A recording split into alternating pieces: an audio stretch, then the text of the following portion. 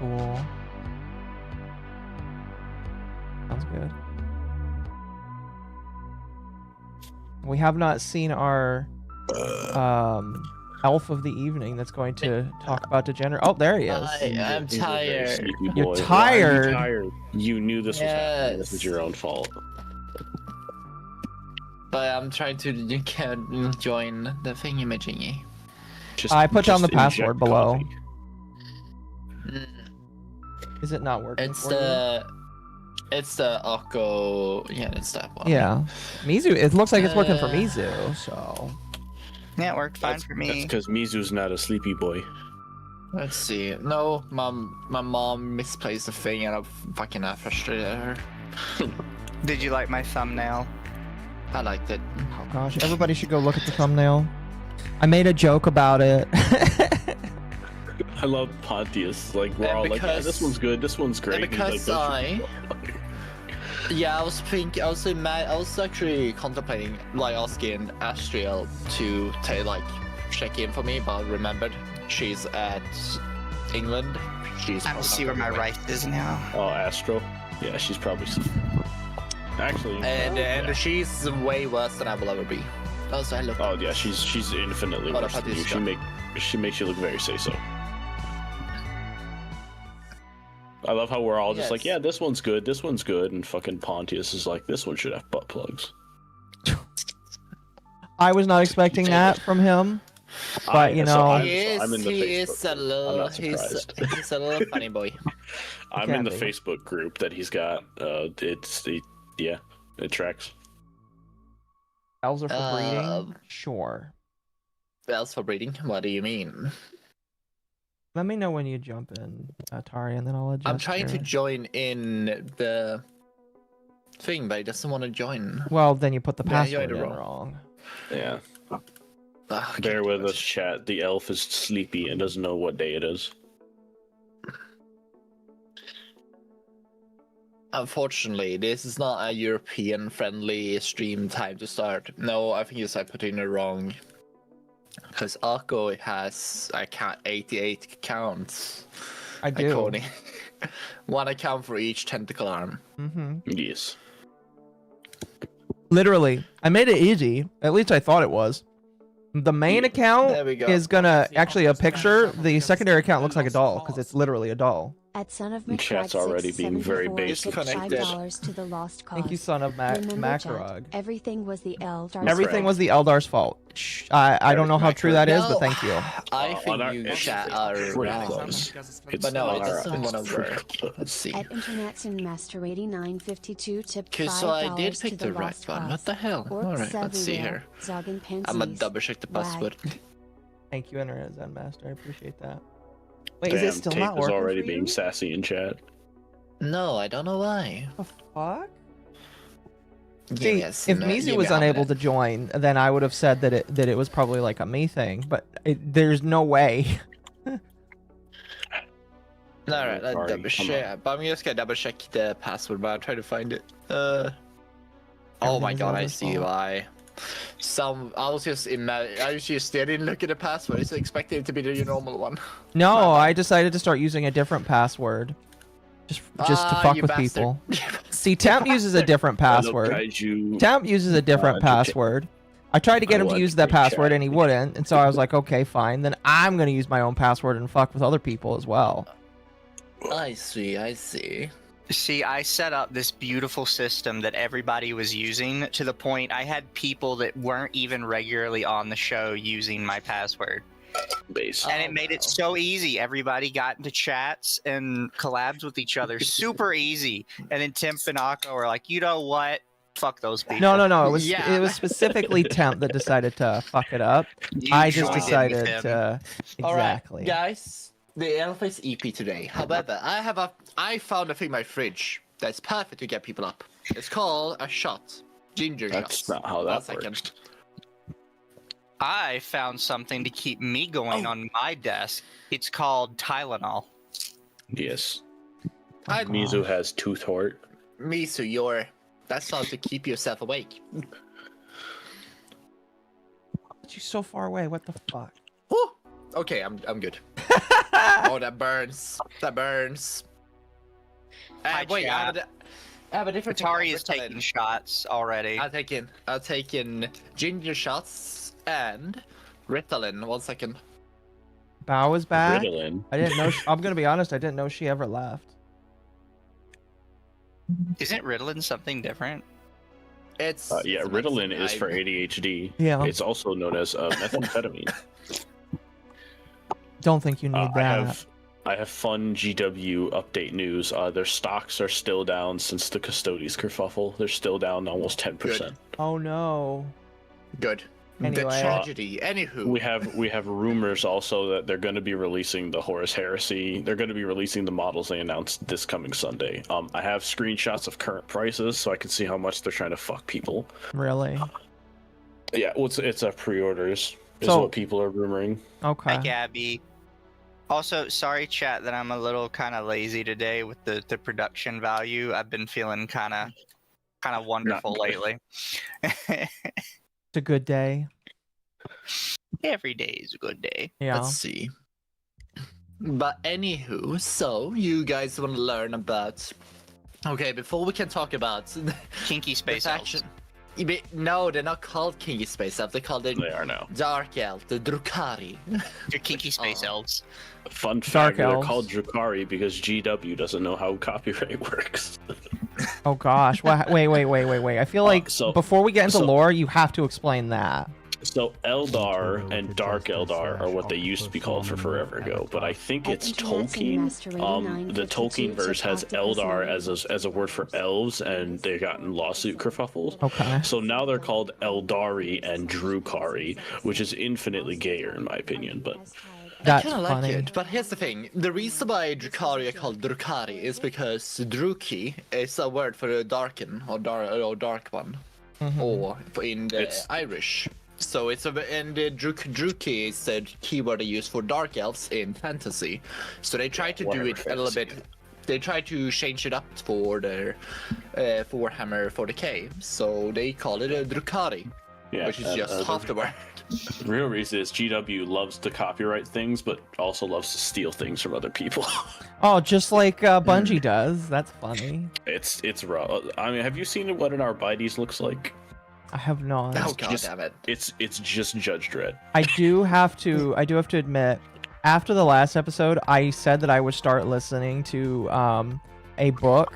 I kind of And you did not. am lacking on that because I got Audible. I made an account. Then I realized, oh, this book is $30 or $20.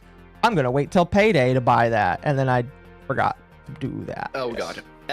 If you getting Audible, you get credits like every month, and I would say just use the credit to get the books. I don't know how to Xander, get we have friends credits. in chat. You Xander's just pay friendship. monthly. I'm monthly not fee. gonna pay monthly. I'm gonna be honest with you. That's It's no. it's like $10 a month. What do you mean, Bro, I $10 am a not. month? Listen, there's a lot of it. Listen, that no. With all of the other things I am paying for on a monthly or yearly basis, no. Chat, did you hear that? But what's that? Did you hear that, chat? Arco says, $30. I have to wait for payday. And Listen, me, Atari listen. Asking, hey, it costs 1 credit. You get 1 credit a month for $9. Okay, here's my question. Do you lose the book if you decide to stop paying for No. it monthly? Okay, so you just pay for the credit once, then you get the book, then you just stop paying for it. Is that what you're telling me? Yes. You can, yes. I stopped paying for it ages ago. I Okay. had it going, so I had 9 credits and 18 books. Like more probably. Maybe I'll take like a look 40 for books. of it to it then. Really quick before we start, I'm gonna share something What's with my up, what's up? chat that got Oh, ran across my desk, and I guess here I'll share it with you guys if you guys are. Oh, bless. I would love to. This man. Because I see many things that run across my desk, as my chat knows. And today was this a game called Dino Ramen Express. Oh, I saw this. This looks amazing. Is it multiplayer pretty or is it single player only? I have no idea. Scroll down. sorry. It should say in the Steam page. Give it a bit. I want people to watch the little video. Oh yeah, that's fair.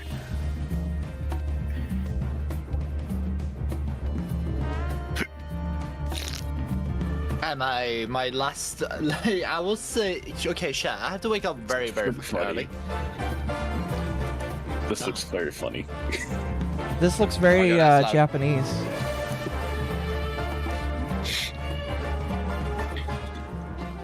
Ramen to rifles. Wow. I do like the art style of the characters. Yes. It doesn't look 100% like an asset flip, so that's good.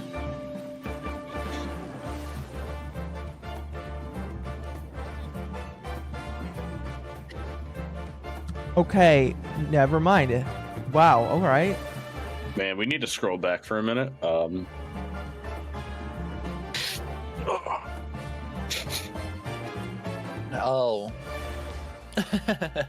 You know... Oh, wait a minute. Where was it? It was like right in... Yeah, There right we there. There we go. The fuck? All right, peak game of the year. Also, what did I say? Aqua? Anything? Yeah, there's one that kind of looks like Aqua a little bit. I'm a little confused. Literally has FNV's lockpick system and possibly assets. What the? I'm sorry, what? What is the success there? Oh shit, Chad, I didn't notice I was hiding. Hold on a moment. Look shiny. Look, people could like dog on the Chinese all they want for like their rip-off games. Sometimes it's just really fun to have all this stuff thrown into like a pool together. Mm-hmm. Yes. Wow. And like it looks like a funny little like game to sit down and play. It does. I agree with you. And I was Okay, weirded out multiplayer. because it had mixed reviews. So to be fair, it just came out today, Uh-huh. so you got to give them like a little credit on that. But I saw it had mixed reviews, so I was like, okay, well, what's wrong with it? And then it says it's just two people that complain about how slow the tutorial is and nothing else. Interesting. And I was like, so you got? Did you really get stuck on the tutorial? We found the game journalist boys. We got them. It kind of makes me want to buy it to see how hard the tutorial is. That's actually a really good marketing strategy. Like literally first one, I honestly couldn't sit through the tutorial. Okay, you got stuck on the tutorial. And the second person is tutorial is gut-wrenchingly slow. And then they don't really talk. They mention like there's some bugs in it, and that's about it. That's amazing. They both So we got need stuck to- on the tutorial. We gotta upvote this game and be like game journalist proof. 10 out of 10. That's absolutely And, like, amazing. Look, it looks like a silly little game, and that's the thing. Is it's just funny. Mizu, scroll down. Scroll down What? again. There's the second one. I think it was one of those that were one of those. Yeah, there's the GIF. There's the casing just stuck in midair. In the Oh. second GIF, you see it in the field. It's just hovering next to the gun. No, the one above it. Oh, In there. the Yeah. field. It's just. Oh my hovering gosh. in midair. You know, again, is it single player or is it multiplayer is my question. It It says says single, single player. player, but then it says LAN, PvP, and LAN. Sorry, what did you Oh, send me? It just showed up as a no. link. I Are sent you trying you- to scam me? No, I am sending you a link Well- to a thing I was also going to ask you. Unfortunately, none of us can play. play it together then. No, there's a thing for LAN. Yep. that Did you you say can do Attari? online now. I forget what it's called. Oh, is there a way to make LAN online? Because I thought LAN literally was just P2P connection. Yeah, me and my friend used to do LAN with there was an old fighting game. Oh no, And it's he would Atari. do We're not LAN connection reading that. with It's Gavthorpe. It's Gavthorpe. Ugh, gross. Oh boy. I can't remember what it's called. It's like Blue something. I'd have to look it up again. Chat's Fair. probably seen something similar to it. Gonna be But honest. there's a couple different apps now that let you do like LAN parties, but over the internet. Fair. Gonna be honest with you. I've never done LAN before. I just know that it's like when I started getting into networking, I just know it's like P2P connections. Like literally, you have to be on the Mizu, you're same still network. streaming. You're still sharing. It's okay. I hid my I'm screen. sharing to you. I'm not sharing Oh, I to. didn't realize it popped off. Okay, good. Yeah, I'm not sharing to my chat. You're sharing your chat. All right. All right. All right, so we have. I posted videos a while ago. We can maybe pick one or two of those. We can just yap. We can figure it out. For Here, sure. while y'all figure out where you want to Cat, why are start, you I think my crying? food is probably done. Oh, congrats. Oh, Jesus. The woman is busy as soon as we're about to get ready. Typical. What? I am. I'm making food. How far up did you post these? A while, like a few days ago. I posted like 4 Oh, or 5 wow. to keep them Imagine. logged. Oh, one of them is imagine Arch. comparing. 2 of them. 3 of 4. How many of them are Arch? I'm gonna say, maybe when makes it's it really Arch, good. I am worried for how much time they take to watch. There are a lot of. I Most think all of them are 30. Arch, The actually. longest one is the Vect one. The Vect one's an hour. Oh, wow. The But Vect it also one. Yeah, Vect. Vect I is think we also should the Vect start. one. The Vect one also covers like the Dark Eldar starting as well because it's kind of meshed with him, so it's kind of a combo Yeah, video. to be fair, the Eldar, as they call the space elves, the elves, the kinky ones, the Japanese warriors, the samurai, like they have a lot of Not different. talking weird about kinda- Tau. Are these all things that are actually, true? No. Actually, here's the thing: Ew. the Eldars, we can get to it later on, but actually they were the original, like Japanese-based army, actually. But a lot Yeah, of and people it was don't really cringe. understand it. And it was No, cringe. no. Here's the thing: the Eldars in the back of their, like, we can get to it later. I think it's because we're gonna meld in together later on. Now,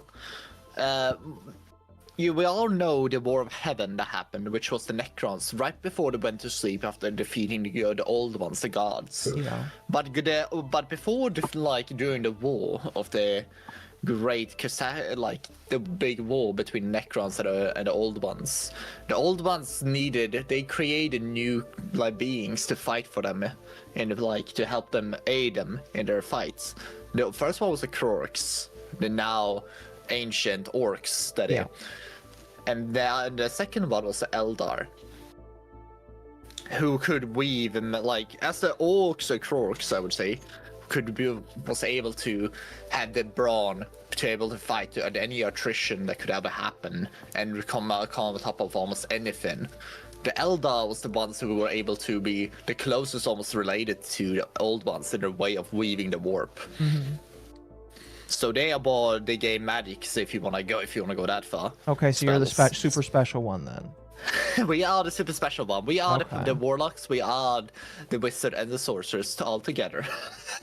You are, as Emmett would say, the special. Yes, we are the special ones. And here's the thing.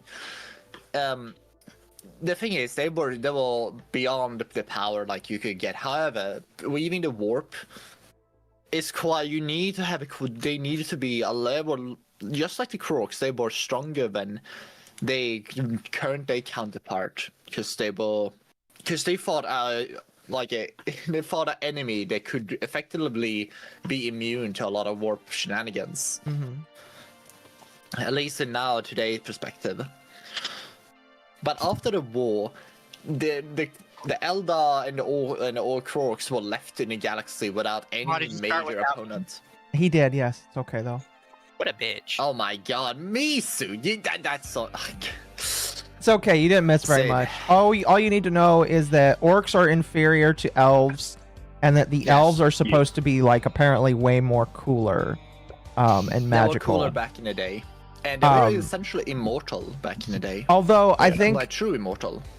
one thing that's kind of funny is they all basically came from Mizu's race. So technically, there is a picture of Mizu in chains right now. Mizu, you're actually the one in charge, and Attari is actually the one in bondage. What? Listen, What do you mean listen. Mizu are in charge? No, it isn't. Mizu's the robot race. What do you mean? No. This is the old one. The robot race is what they fought. The Eldar... Attari sounds like you're coping a little bit there. No. Okay, Shad. We need to keep it on thing. Okay, so after Chad, the that's Necrons distracting went you. to sleep. For us, it's just a race play thing.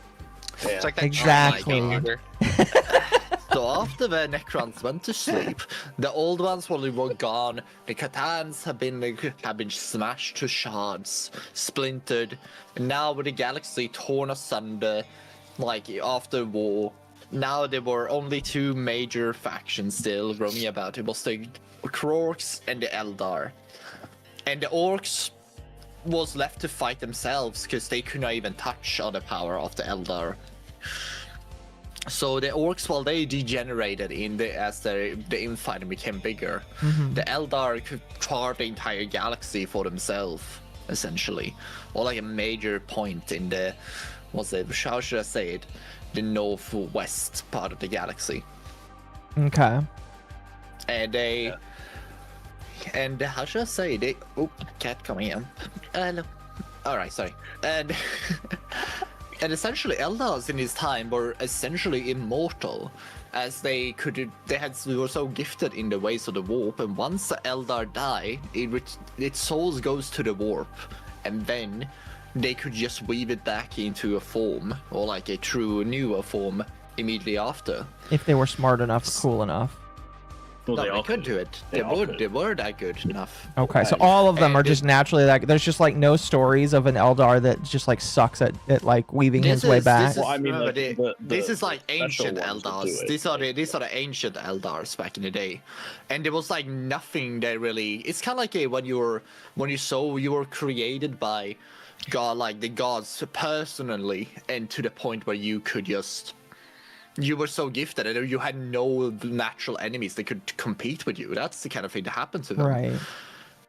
I just like to think there's a retarded Eldar that still like fucked it That's up. what I was gonna say. I was like, there's one. Like, there's got to be some Darwin Award winners among the Eldar. Yeah, you can't tell me that you all are perfect. Well, here's the thing. The issue with once you are immortal, and it kind of becomes the whole thing. Because, before I go to that part, Eldar did have a pantheon of gods, because the thing is, they did still procreate and still made new Eldars that could take part in that, like in the rest of the galaxy, and fill it up a bit. And among these first Eldars was also, I would almost believe in certain points that people believe that they were surviving old ones that were created or that were spawned out of it. But some of them were above the rest, like Cain, the god. It's very much close to resembling the gods of Greek mythology. Really quickly, Internet Zen Master decided to slap me down with a 50 just to say, counterpoint Attari, I point to the quote from Uthian the Perverse talking about how orcs are the pinnacle of creation. For them, the great struggle is one, they have evolved society which knows no stress or angst. Even Eldar knows orcs is best. Okay, you see, the end of the sentence is orcs is best. Okay, here's the thing. Yes, they are. However, you're dealing with, the thing is, the Eldar, in a straight up fist fight, Krogs are undisputably undefeatable. However, the Eldars, unfortunately, has max stamina, or like max, like, mana at this point. So they kind of just stun lock you to the point where you're like, okay, I'm not gonna fucking bother to fight them. And the closest thing the old Krogs could slap was just each other. But this is a 60 million time frame where they like had really nothing to really do. Yeah, I need to translate a bit for what Atari's saying with the whole gods thing. So basically every Eldar is psychically sensitive to a degree that humans can't even imagine. Like, they all have psychic powers to some extent. And so as my chat said, they're all Tylenol Americans. Yes. Give me one second. I'll be right back. You continue talking. Yeah. So like, they're all psychers to some extent, some more than others, but they're all psychers essentially. And with their personal knowledge of the old ones, who were essentially master warp weavers, they were able to physically create their pantheon. Like, they created their gods, and they created like a god of architecture, and that way they could make their buildings upside down and weird, like that kind of shit. It's like, oh, we need a god of food preservation. Oh, okay, now nothing spoils type shit. Yeah, because like, do you have a channel, Sid? No, I don't. I'm just a dude. They do not have a channel. No, I do not. Boy. I'm just a dude. He's just a dude. I'm a little sea bun. Really quick, Heroes of the Storm is still active? Oh yeah. Yes. I play all the time. Sort of. Oh my god. What is Heroes of the Storm? It it's was long, a very but better. casual, like, League of Legends sort of game. It's League, but better in every way. I assumed it died. Kind of, but they've been doing updates. They've been doing massive balance reworks. They've released like some new events and shit. Like, yeah, it's coming back.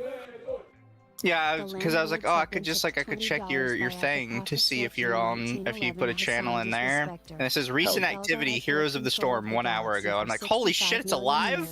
It's been alive. It never died. It's literally everything League players complain about. Heroes of the Storm fixes. It is not a card game. It is a MOBA. It's a MOBA. Oh yeah. gosh, And MOBA. I was like, Let's see. playing MOBA. I see. It's League but fun. Yeah. It'll match. I'm looking at the list of the entire god list, and I was like, holy shit, I didn't even know half of some of these existed. Oh, I was kind of half kidding when they made like a god of food preservation, just so they couldn't bother with refrigeration. Like I was kind of. But the most important ones we did talk about, like you mentioned, I would say we're not gonna talk about the gods because they're not very much. 2 or 3 of them because they're kind of. Because you have the most popular one is Cain, of course, who is Kayla Mensha Cain, which is the. I'll post images of Attari Yeps. The Lord of Murder, or the bloody hand of God, essentially. He's the Eldar God of War. Really quickly, just for chat, if you donate more than $10, I'll try and read out your super chat as quick as possible, so that you can throw your opinion in. Professor Keen says that the Eldar had full control of the galaxy for 65 million years to clean up the mess from the war in heaven, and they failed to do so. They're so lazy that now it's up to humans to do the job for them. Okay. Is that true? Are you just too lazy? Okay, we will get to this point. Here's the issue. Eldars did a pretty good job. However, they got bored. They got really bored. quick. This is a question that's not technically related to what our discussion is here today, but chat would like to know if the Master Chief would get ragdolled by an Astartes or Custodes. Custodes probably. Astartes, he could probably go toe to toe. You think he has the speed advantage for sure. Okay, here's the thing. You're saying that, but here's the thing. Every spaceman is a martial fucking lord almost. Yeah. So is Master Chief. Attari, like I need a hard sandbag you on this because you are so wrong. Plasma weapons are the main weapons of the Covenant, and he takes those shits. Here's the thing. Okay, first of all, the only thing Master Chief has is this fucking Mjolnir armor, okay? And also, I need to smack every single one. No, he's not. Master Chief is also like a superhuman. Yeah, I just smack every fucker who believes that fucking Halo is such a high and mighty franchise. Like, it's literally, they are being. There's so many kids who played Halo as a kid, and now they are ragtiding the high heavens. I have never played Halo in my life, but I know enough about Master Chief to know that he would absolutely. Master Chief is separate from the other Spartans. He doesn't just have the armor. He also Mjolnir armor is probably at least as good as power armor. Okay, back to gay elves. Okay. This is not for chat. This one's for me. Master Chief, Astartes, or Doom Guy. Who versus who? Doom Guy would later on. Doom Guy. Yeah, of course. And really, I'm gonna say Doom Guy. Literally every demons would share on almost everything in like both in 40k a lot and other things. And Doom Guy, he chooses to use weapons because it paints them more. Come on now, or like the Doomslayer at least. The Doom Guy, I'm not sure about. Doom Guy is a little bit less powerful than Doomslayer. Man, son of a Craig, I wonder where your biases lie. Pyro Inferno says Heroes of the Storm is a weird way of pronouncing Defense of the Ancients. You're right. It's a superior way of pronouncing smooth brain. Anyways, internet. I think Dota is massively gay. As somebody who has played every MOBA known to man, Dota and League top out is the two worst. League because it turns into a tanky slugfest, and Dota because it turns into a one-shot bullshit fest. Like, Heroes of the Storm had a good concept when it came out. It was like they were actually made. You can only win if you actually did stuff as a team. And it wasn't this whole kind of. It's so good. Yeah, like it. I'm gonna say, but the issue was it came out at the time where League of Legends was at the peak and Dota was still having a high ends. So it was like it could never carve out a fan base, and also the response time of things was not as slick and clean as the other two. The thing that really cured, as someone who plays like a fucked up, I've been playing Heroes for like 6-7 years. The thing that killed Heroes is when they tried to do like an esports scene and then they put no effort into it and it killed itself and popularity kind of died off. Because they should have stuck with the casual nature of it. It was a lot more casual than the other two, and that's what made it popular. Like, it is a competitive one. They just didn't try. Okay, I'm gonna do this. Yeah, they just didn't try is the thing. And Okay, I'm gonna send images of sharing gods. Doomguy would kill most of the Chaos Gods, with Khorne being the last to survive. While you pull up Yes. images, Internet Zen said that Master Chief can go toe-to-toe with an average unnamed Space Marine and have a shot winning. Named Space Marines, not so much. Custodies, lol, no. Also, Doomguy rocks everything. Next question. Yeah, exactly. That's true. Here's the thing: the reason why an unnamed Space Marine is because, like, Because plot. yeah, it's essentially is what it is. Yeah. So you're gonna notice something anytime you look at Space Marine art. If you look at the one without a helmet, it's the main character. Yeah. It's not even a joke. It's like as soon as he loses his helmet, he becomes main character plot armor. It's not even funny. Yeah. Fucking hell. All right, Chad, I'm a little bit behind on other stuff. I'll try and get to it when we have a moment. So, yeah, I apologize. And I will try and get to your stuff as we get to it, as time allows, but thank you. Yes, but like the guy. So me and Attari are posting photos of Kyla Mensha Kane. It's the Eldar god of war. Okay. No. Kayla Mensha Kane, get it right. Kyla Mensha. Listen, he's a dirty. Listen, He's a dirty human. All right, he doesn't have to pronounce your fucking god right, because one day he's gonna slay him. He's the unnamed Marine that's just gonna slay him randomly. So, Akko, you say that. Oh, has it already happened? Shut Oh up, my shut God. up, shut up. I'll talk about it in a bit. Moving on. When Attari calms down. No. Here's the thing. Is that why talking chat? sick, you bastard? Is that why chat said he's the loser god? Yes, and we'll explain it a bit. Okay, fair enough. I will have to talk to stick during the time, and I will get it right. Also, I will Get the big post this baton? image of. I will post this image of another god because this is the funny image. Yeah, it's Aisha. Isha, and it said this is someone that Mizu should know as well. So Cain is the god of war, similar to how Cain in our real universe kind of is in the Greek pantheon. And no one really likes Cain, but Cain is the one of the major ones. Then you have Asurian. Let's see, how do you actually spell Asurian? Like in GW, and you fucking there you go, chat. In my better view. Oh, so sorry, I sent the wrong one. I meant to send this one. I'm trying to find the good one. Hold up. Oh my. Oh, I have one like that. I am just awoken, trying to get pieces thing together, and these people say, "Holy shit, I'm being spicy today."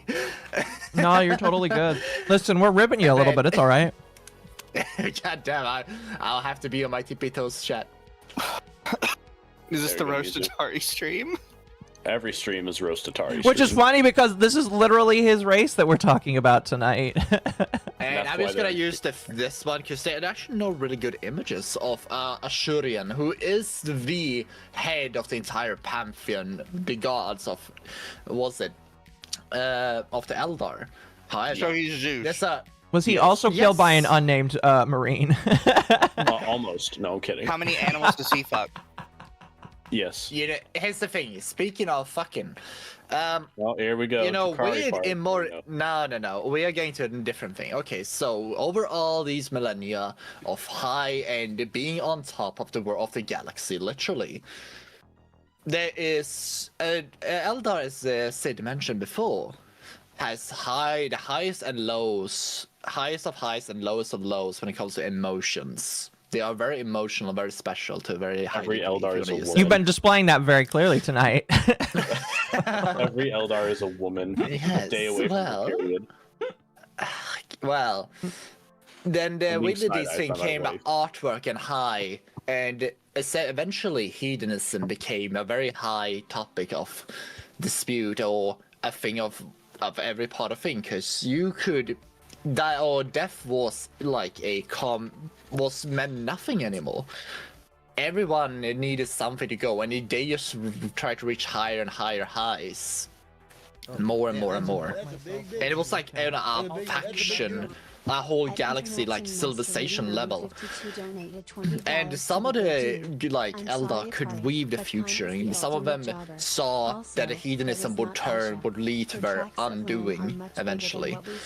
But before that, even some Eldar said forewent the entire, some Eldar just want to return to monkey essentially, or lizard, and some would also otherwise say. They got So that a lot of bored. them- Return to Yeah, no. Yeah, it's kind of like they wanted nothing to do with the high technology, because They're Eldar essentially, think of them like Amish. yeah, like that is kinda, yeah. So some of them, because these are called the Exodites. I'm getting don't worry, Attari, I'm already ahead of you. My favorite boys. Oh yeah. Yeah, you can talk about them if you wanna talk about so the Exodites are my favorite flavor of Eldar because GW doesn't touch them, so their lore stays fine. So the Exodites are essentially the wood elves of 40k. They are return to monkey. Better. They are return to monkey elves. Or return to dino. Do they also do yes. cannibalism? No. Probably not. Question mark? Like, no, but I know of. Also, Mizu, did you read the book you were gifted?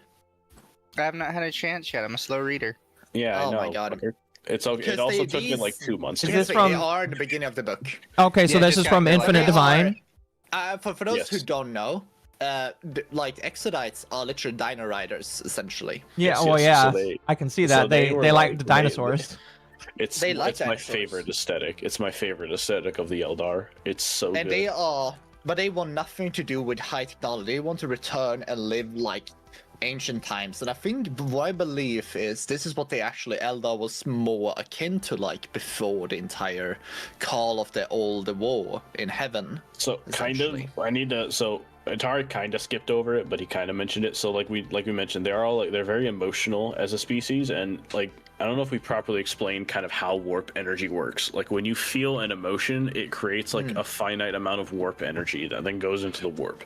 So what all the the psychic future telling Eldar we're seeing, we're like, well, we're becoming a hedonistic species, and we're creating like hedonistic warp energies at like a population scale, and this is probably going to do crazy shit in the warp. I imagine The Exodites saw that and were like, okay, so we're just gonna return to monkey. We're gonna become like Amish on like Shrine World, or like, are they Maiden Worlds technically, or I can't remember what they call their worlds. They're their own little worlds, and they're gonna do their own thing, and they're gonna have their own like tribal conflicts to kind of disconnect themselves from the hedonism, because like if they're constantly having to struggle to survive, they don't have time to smack their peepees with a hammer or whatever. Understood. Yeah. So by forcing themselves to abandon technology, they don't have the time to become degenerates. Is their kind of thought process. To be honest, this is a good commentary about how the more advanced a country becomes, the more hedonistic and more degenerate it becomes, and that's really funny that we're having that conversation in Warhammer. It's kind of like without a unified goal or like upheaval or any kind of thing they can make a civilization like have to force themselves to improve or anything. They cannot fall back to a hedonistic mindset when there's nothing that really has a meaning in life. Counterpoint, we are so dedicated to being degenerates, we are making advanced robotics for it. Well, they didn't make it. Thank you, Xander. They didn't make robots to fuck with them. It's Maiden Worlds with world spirits. We'll touch on the world spirits later. Really quickly. This one is on topic. Internet Zen says, I'm sorry, Attari, but Kane is the ultimate jobber. Also, that is not Aisha. Her tracts of land are much bigger than what we see in that picture. Internet Zen Masters. Yeah, okay. Here's the thing. There's a reason why I picked that image, and Mizu likes it because he will understand it. Fair enough. We will get to that later on. The meme is very funny. Trying to find more cool art of the Exodite. Unfortunately, she's the one you should feel bad for. Oh, but is it all the memes of what's his name, Gilliman fucking the? No, that's a different. Dad, we're probably not going to talk about them today. I don't want to talk about the Yanari because GW doesn't seem to want to talk about them anymore either. I didn't even want to mention your name, but Sid just throw that shit on the table. Okay. I like to bully them. I love to bully them because Eldar fans crying. Eldar repurposing Necrons for love? Yes. Sorry, go ahead. Honestly, the galaxy would have been way better in that case, because here's the thing, the Necrons are soulless beings, so they could have found a unity between, but unfortunately, they're both very racist. My people are not soulless. They are literally you little blue one. They are very soulful, that's why they run around collecting shit. Man, Attari just dropped a hard blue one, guys. Someone needs to cancel him. If they were soulless, they would not have such dedication to their museums. This is like very true. Chat. The Exodites are super old. Like they're from like early '90s Warhammer. Like as you can see by this sick art. Oh boy. But yes, so what is that? Howl's Moving Castle looking art right there? No, it's on the back of a dinosaur. Yeah, Howl's Moving Castle, literally. Yeah, like here's the thing. They had like major like. Yeah, like here's the thing. It's quite funny also because they're saying the Exodites, like this dinosaur, was also they were kind of had them even on Earth at one point, or like Terra, and after the War of Heaven, they kind of all disappeared. So they tried to link it together. Like they tried to have essentially the War of Heaven 65 million years ago, because to make it like, oh, so these dinosaurs was also on our planet too. Dinosaurs were for the Eldar. That's why they went away. But anywho, well then, just to clarify, who's the meme of the one elf girl that's always portrayed as being with one of the Custodes or Astartes? Shush. Yeah, like we'll get to that. We'll get to that. I'll post you a meme. Mizu, all the memes we will post them when we get to them, honey. Yes. Don't worry. And I will complain about them because I hate the Inari and they're gay. Anywho, but back to the major fallen civilization of hedonism. So meanwhile, they saw the future of it. When they saw the future, and here's the thing: when big hedonism, you see how depraved and depraved the rest of your species becoming, and some are willing to concede how you're treading a path of something that will bring you to your civilization to ruin. Either they decided to remove themselves from it and take a path of how should I say it? Sid, can you help me find a word for which one? The craft worlds? Craft worlders, yes. I will post it. The reason why it's kind of like nomadic, yes. Well, they are nomadic because here's the thing: they create these vast ships called these are craft worlds. Thank you, and they are the size of planets. Yeah, sort of. Yeah. Yeah. They are varying sizes, but they are essentially arc ships. It's the size of Texas. Ships. Yeah, they could be. The lone star never sets in the galaxy. So but the thing is, these Eldar are trying to control their emotions. The best way to describe they kind of like the Jedi Order in a sense. They're trying to be. They're trying to control. I see what you mean. But yeah, no, that's the kind of thing they did. Like it's kind of I think Warhammer. Or GW making a little joke of, or like a little bit inspiration from the Jedi, essentially with controlling your emotions and you should not feed into them as much as, because the rest of the Eldar race they abused and used it however they saw fit, to the point of hedonism on a grand scale that we cannot even fathom or imagine. Like any kind of depravity you can think of to a high degree in any time period of like human race.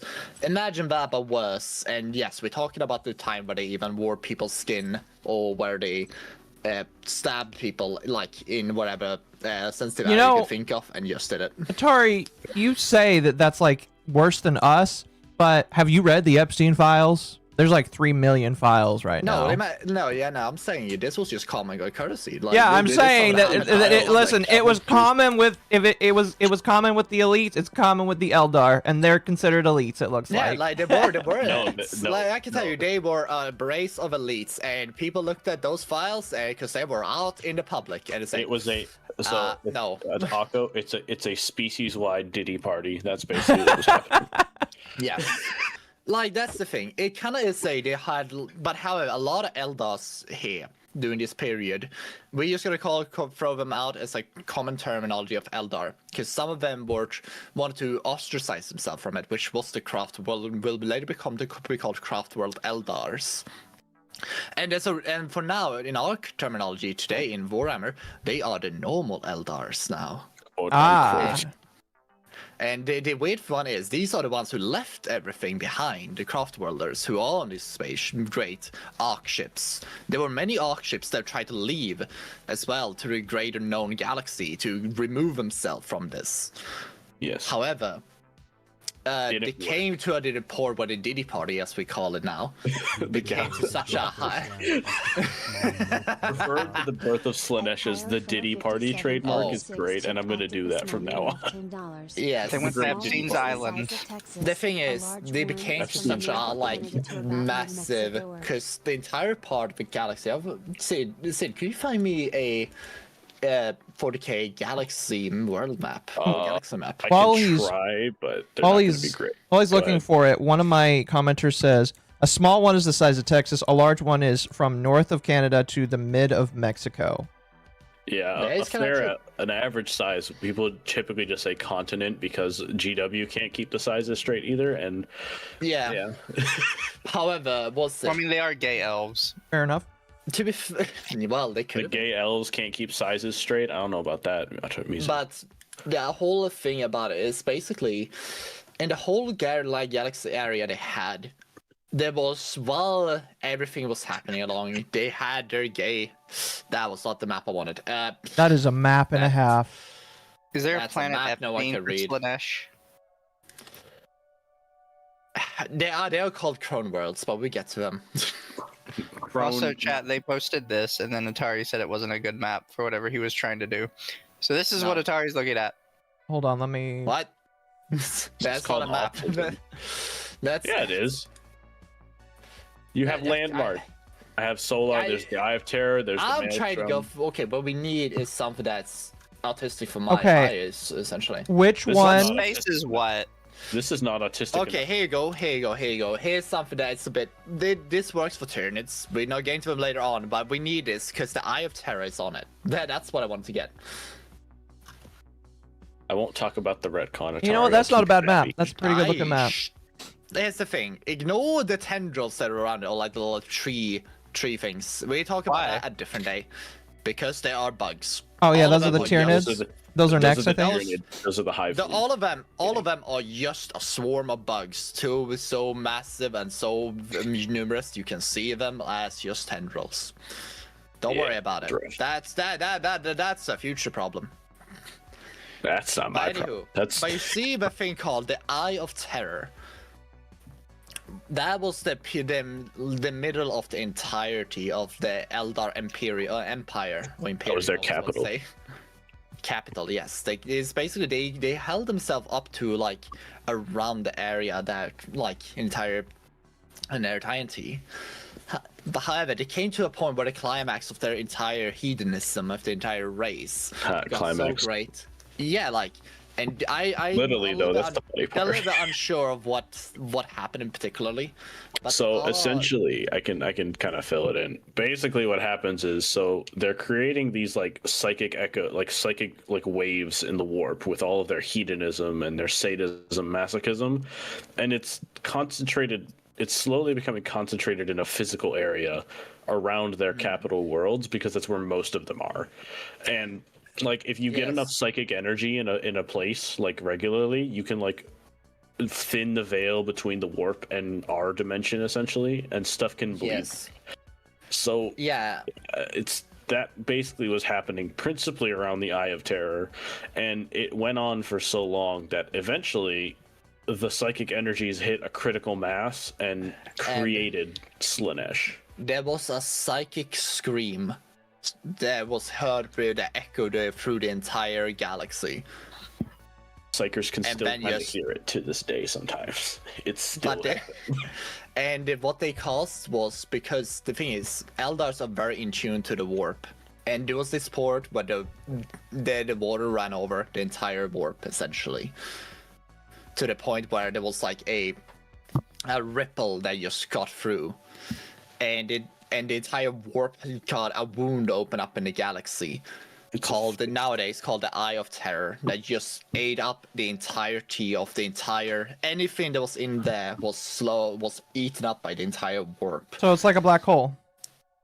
It's not a black hole per se, but it's a game where there was a gashing wound that just opened up to the entire thing. And what keeps it contained nowadays with the new lore that came out is the pylons that here's the thing. The Necrons were advanced to work and fight against the Eldar and the old ones who work with the warp in fighting them. I tried not talking about the retcon Attari, and you're talking No. about Listen to me now. I told you in here that I was gonna fix it. Because I will explain to you why it works. Oh god. This is headcanon, everybody.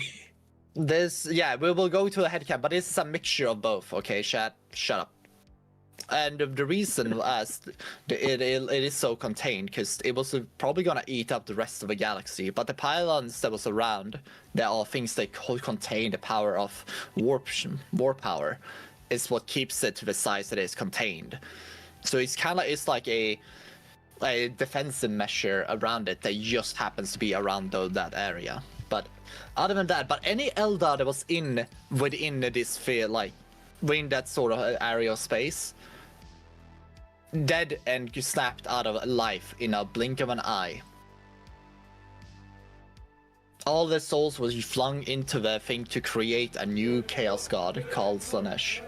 Or feed into a entity called Slaanesh, because Slaanesh always existed, but not because every god, there are multiple chaos gods or gods in general in the warp. They are just not major pantheons of powers, and Slaanesh was one who was slowly feeding off all of these things until the point they hit a tipping point, so that she could what do you call it? Fight or like be up on top with the rest of the three other pantheons. It elevated Slaanesh to the point where she could contend with the other great chaos gods. Contend. Oh, that's the word I was looking for. Thank you, Sid. Yes. Sid is great on this. He's really good at translating. He's controlling my autism. Good. Yeah, I have to do it for myself when I speak to normal people. Yeah. What's a maelstrom? Yes. The males will get that. It's essentially a different warp. It has nothing to do with the Eldar. It's a baby Eye of Terror. Essentially, it's just a stable warp storm. It's a warp storm who refused to go disappear. Yeah, no one knows why, but it's just kind of hanging out there, and if you just go around it, and you're fine. It's completely unrelated, essentially. It's the homeworld of the best boy, Lufturan.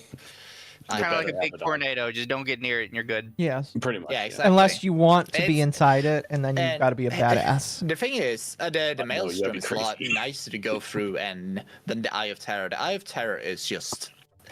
it's like I imagine it's an Eye of Terror. It's literally a gateway portal from our dimension to the warp. It is a stable portal, and no one really knows like what to do about it except put stuff around it so nothing gets out. But the thing is, any Eldar, the entire Eldar empire was in that location because they were very localized, and any craft world who tried to remove themselves from them, who was trying to get further away from the Eye of Terror during this time, because they were very close together when people tried to extradite themselves from it. I think Gabby is skipping us ahead a little bit. They say there are Epstein planets. They're crone worlds, and they are the Librasil craft world's responsibility. Gabby, unironically, I have a super chat that mentions that as well. Go ahead. Well, he says, by Internet Zen says, that feeling when you realize Crone worlds are just several planets worth of Epstein Islands and Diddy parties. Given Slaanesh is depicted as male and female, old Jeffrey longed for IRL Fuda.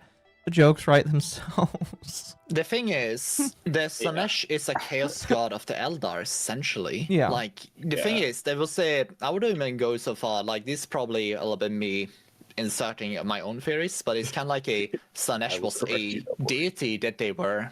Like, the Eldars, the hedonism even worshipped Slaanesh, even to the point where without knowing he was one of them.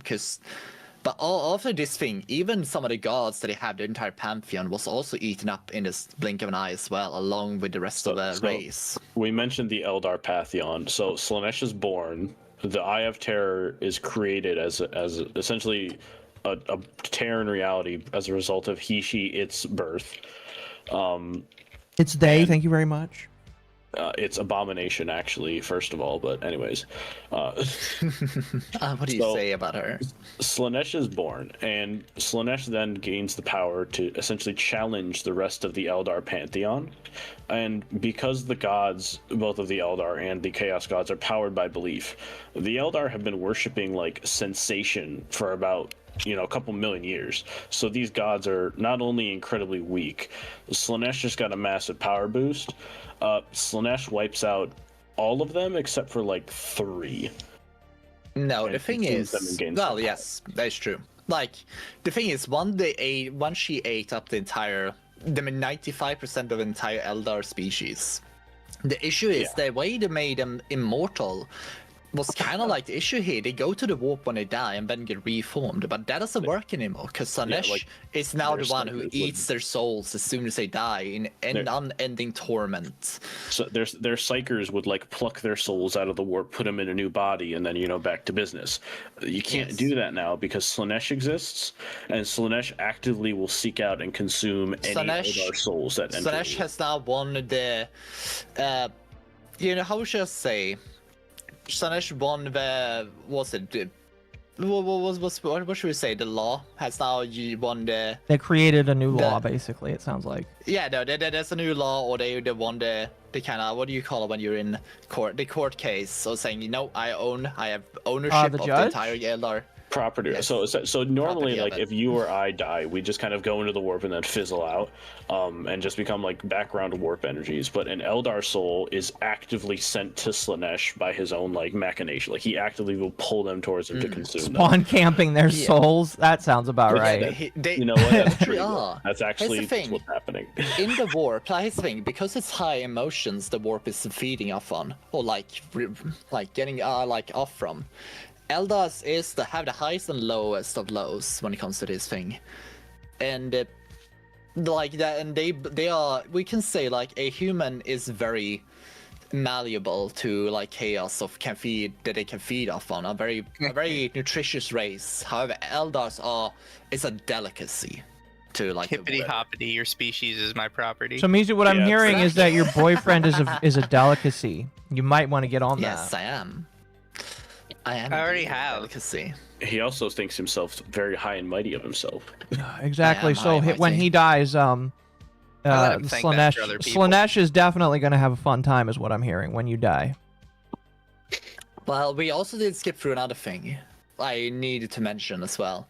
During this entire, before this entire ordeal, Eldar, when he used fast and light travel, they had this thing called webway gates, or use the webway essentially to get around. These are tunnels in between dimensions essentially, or a different altered dimension pocket. They're tunnels. They were made by the old ones, essentially.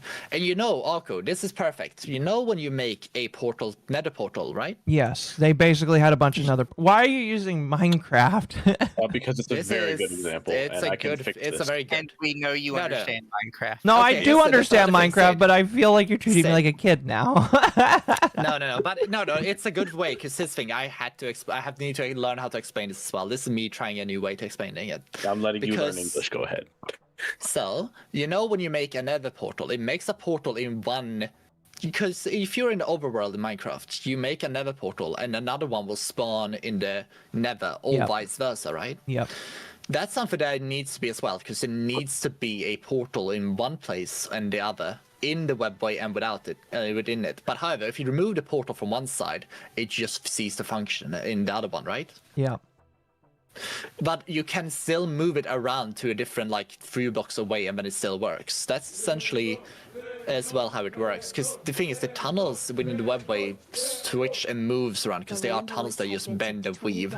And when they're on planets, they kind of move. So they are a little bit. They can be hard to traverse. They're like labyrinths. And the thing with the webway is it's completely removed from the rest of the galaxy in a pocket dimension, which means it's also removed from how should I say, the warp essentially as well, to a very large degree. Now, this is very interesting to the point, because Eldar still had harbors. Well, they connected all these places in all these worlds inside the webway. Yes, and one of these places, the high areas, was a harbor called Kamara. Now, the Eldars in the rest of the galaxy were swollen up or eaten up, or they had removed themselves to the point where they were unaffected by this to a degree. Now, the people who were in the webway are now known today more so as the Dark Eldar. These are the ones who still are hedonistic to the point of world beyond the fall, as this was called when Slaanesh was born. Yeah. So the reason they're so fucked up is that, so in our galaxy, you either escaped the birth of Slaanesh or you were instantly consumed and died. However, because the webway is inside the warp, a little bit of that explosion kind of bled through to the Eldar that were inside the webway. So that, imagine like your soul is like a water bottle. Essentially, Slaanesh just kind of came over and like poked a hole, and like your soul is slowly draining out of your vessel. And now they have to figure out how to deal with that, which they don't figure out for a hot minute. But we'll get to that in a bit. Like, there's another thing, like, because Slaanesh kind of has a grip on their souls. Even though you have not died yet, Slash still has a grip upon any Eldar souls, like, intently. Like the laugh in the background. Just me giggling at a video. Well, no, that was Slaanesh giggling. Anyway. Oh, she looks very embarrassed right now. But anywho, so basically, there are ways they have to deal with the Slaanesh always slowly eating their souls, and every Eldar is slowly withering away now. Specifically the Dark Eldar. Craft Worlders are fine, but they have to do different things. The Craft Worlds get around it with, you see, you can look at my model, for instance. I have a lot of gems on me. A lot of normal Eldars in every artwork. If you say, I get some, don't worry. Yes, Wilco. Do my bidding. Well, while you're looking that up, Internet Zen says, to follow up with Attari's theory, Slaanesh, aka she who thirsts, is to Eldar what Gork Mork are to the orcs. Slaanesh was the first natural Eldar god, unlike Gork, who sticks orc souls in a respawn lobby. Slaanesh eats them. Right, yes. Picking up some images of my favorite aspect warriors. Hold up. Like, man, every time I think of Gork and Mork, I just think of Wasag, but that's a different thing. Yeah. Feel really bad, Internet Zen Master. You really missed that episode. It's okay, though. We'll probably talk about orcs again in the future, because we have to. It.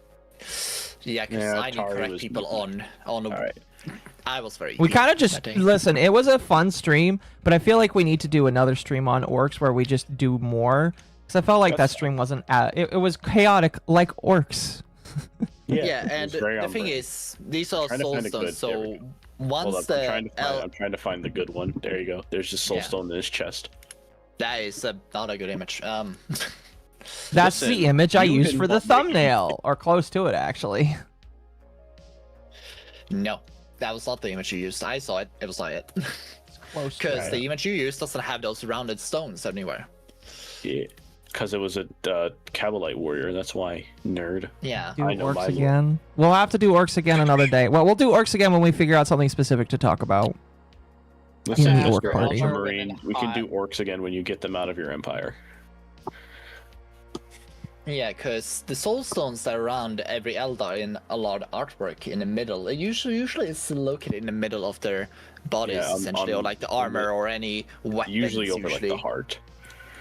Because these things are things that like holds their soul in the material. Kind of is the thing that catches the soul, like in a soul gem from, if you're like Ava, they're called soul gems. Yeah, it's actually yeah. So it kind of captures, so it doesn't fall, like they don't fall away. Or they're all magical girls then. There's kind of. So they're psychic gems that essentially, when the Eldar dies, instead of their soul passing into the warp to be consumed, it goes inside of the gem. Yes. And then it being like they keep in the massive craft worlders. Don't worry, I'm pulling up stuff. They literally are. They literally are magical girls. So we got warlocks.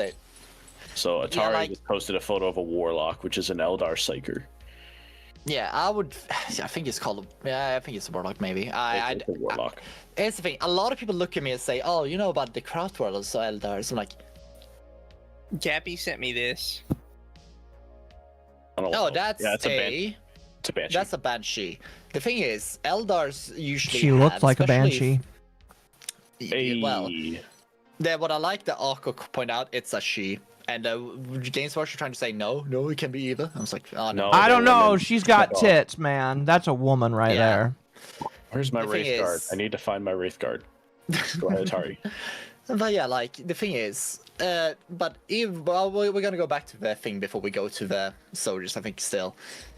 But yeah, so the Drukhari essentially doesn't use soul stones to deal with it. Every faction of Eldar are kind of removed, so they find their own different way to deal with it.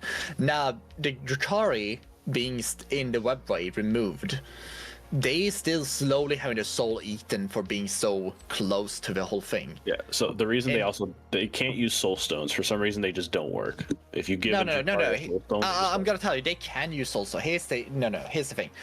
They both have come up with different ways of dealing with this thing, the illness they have, like in the prior days. The Drukhari realized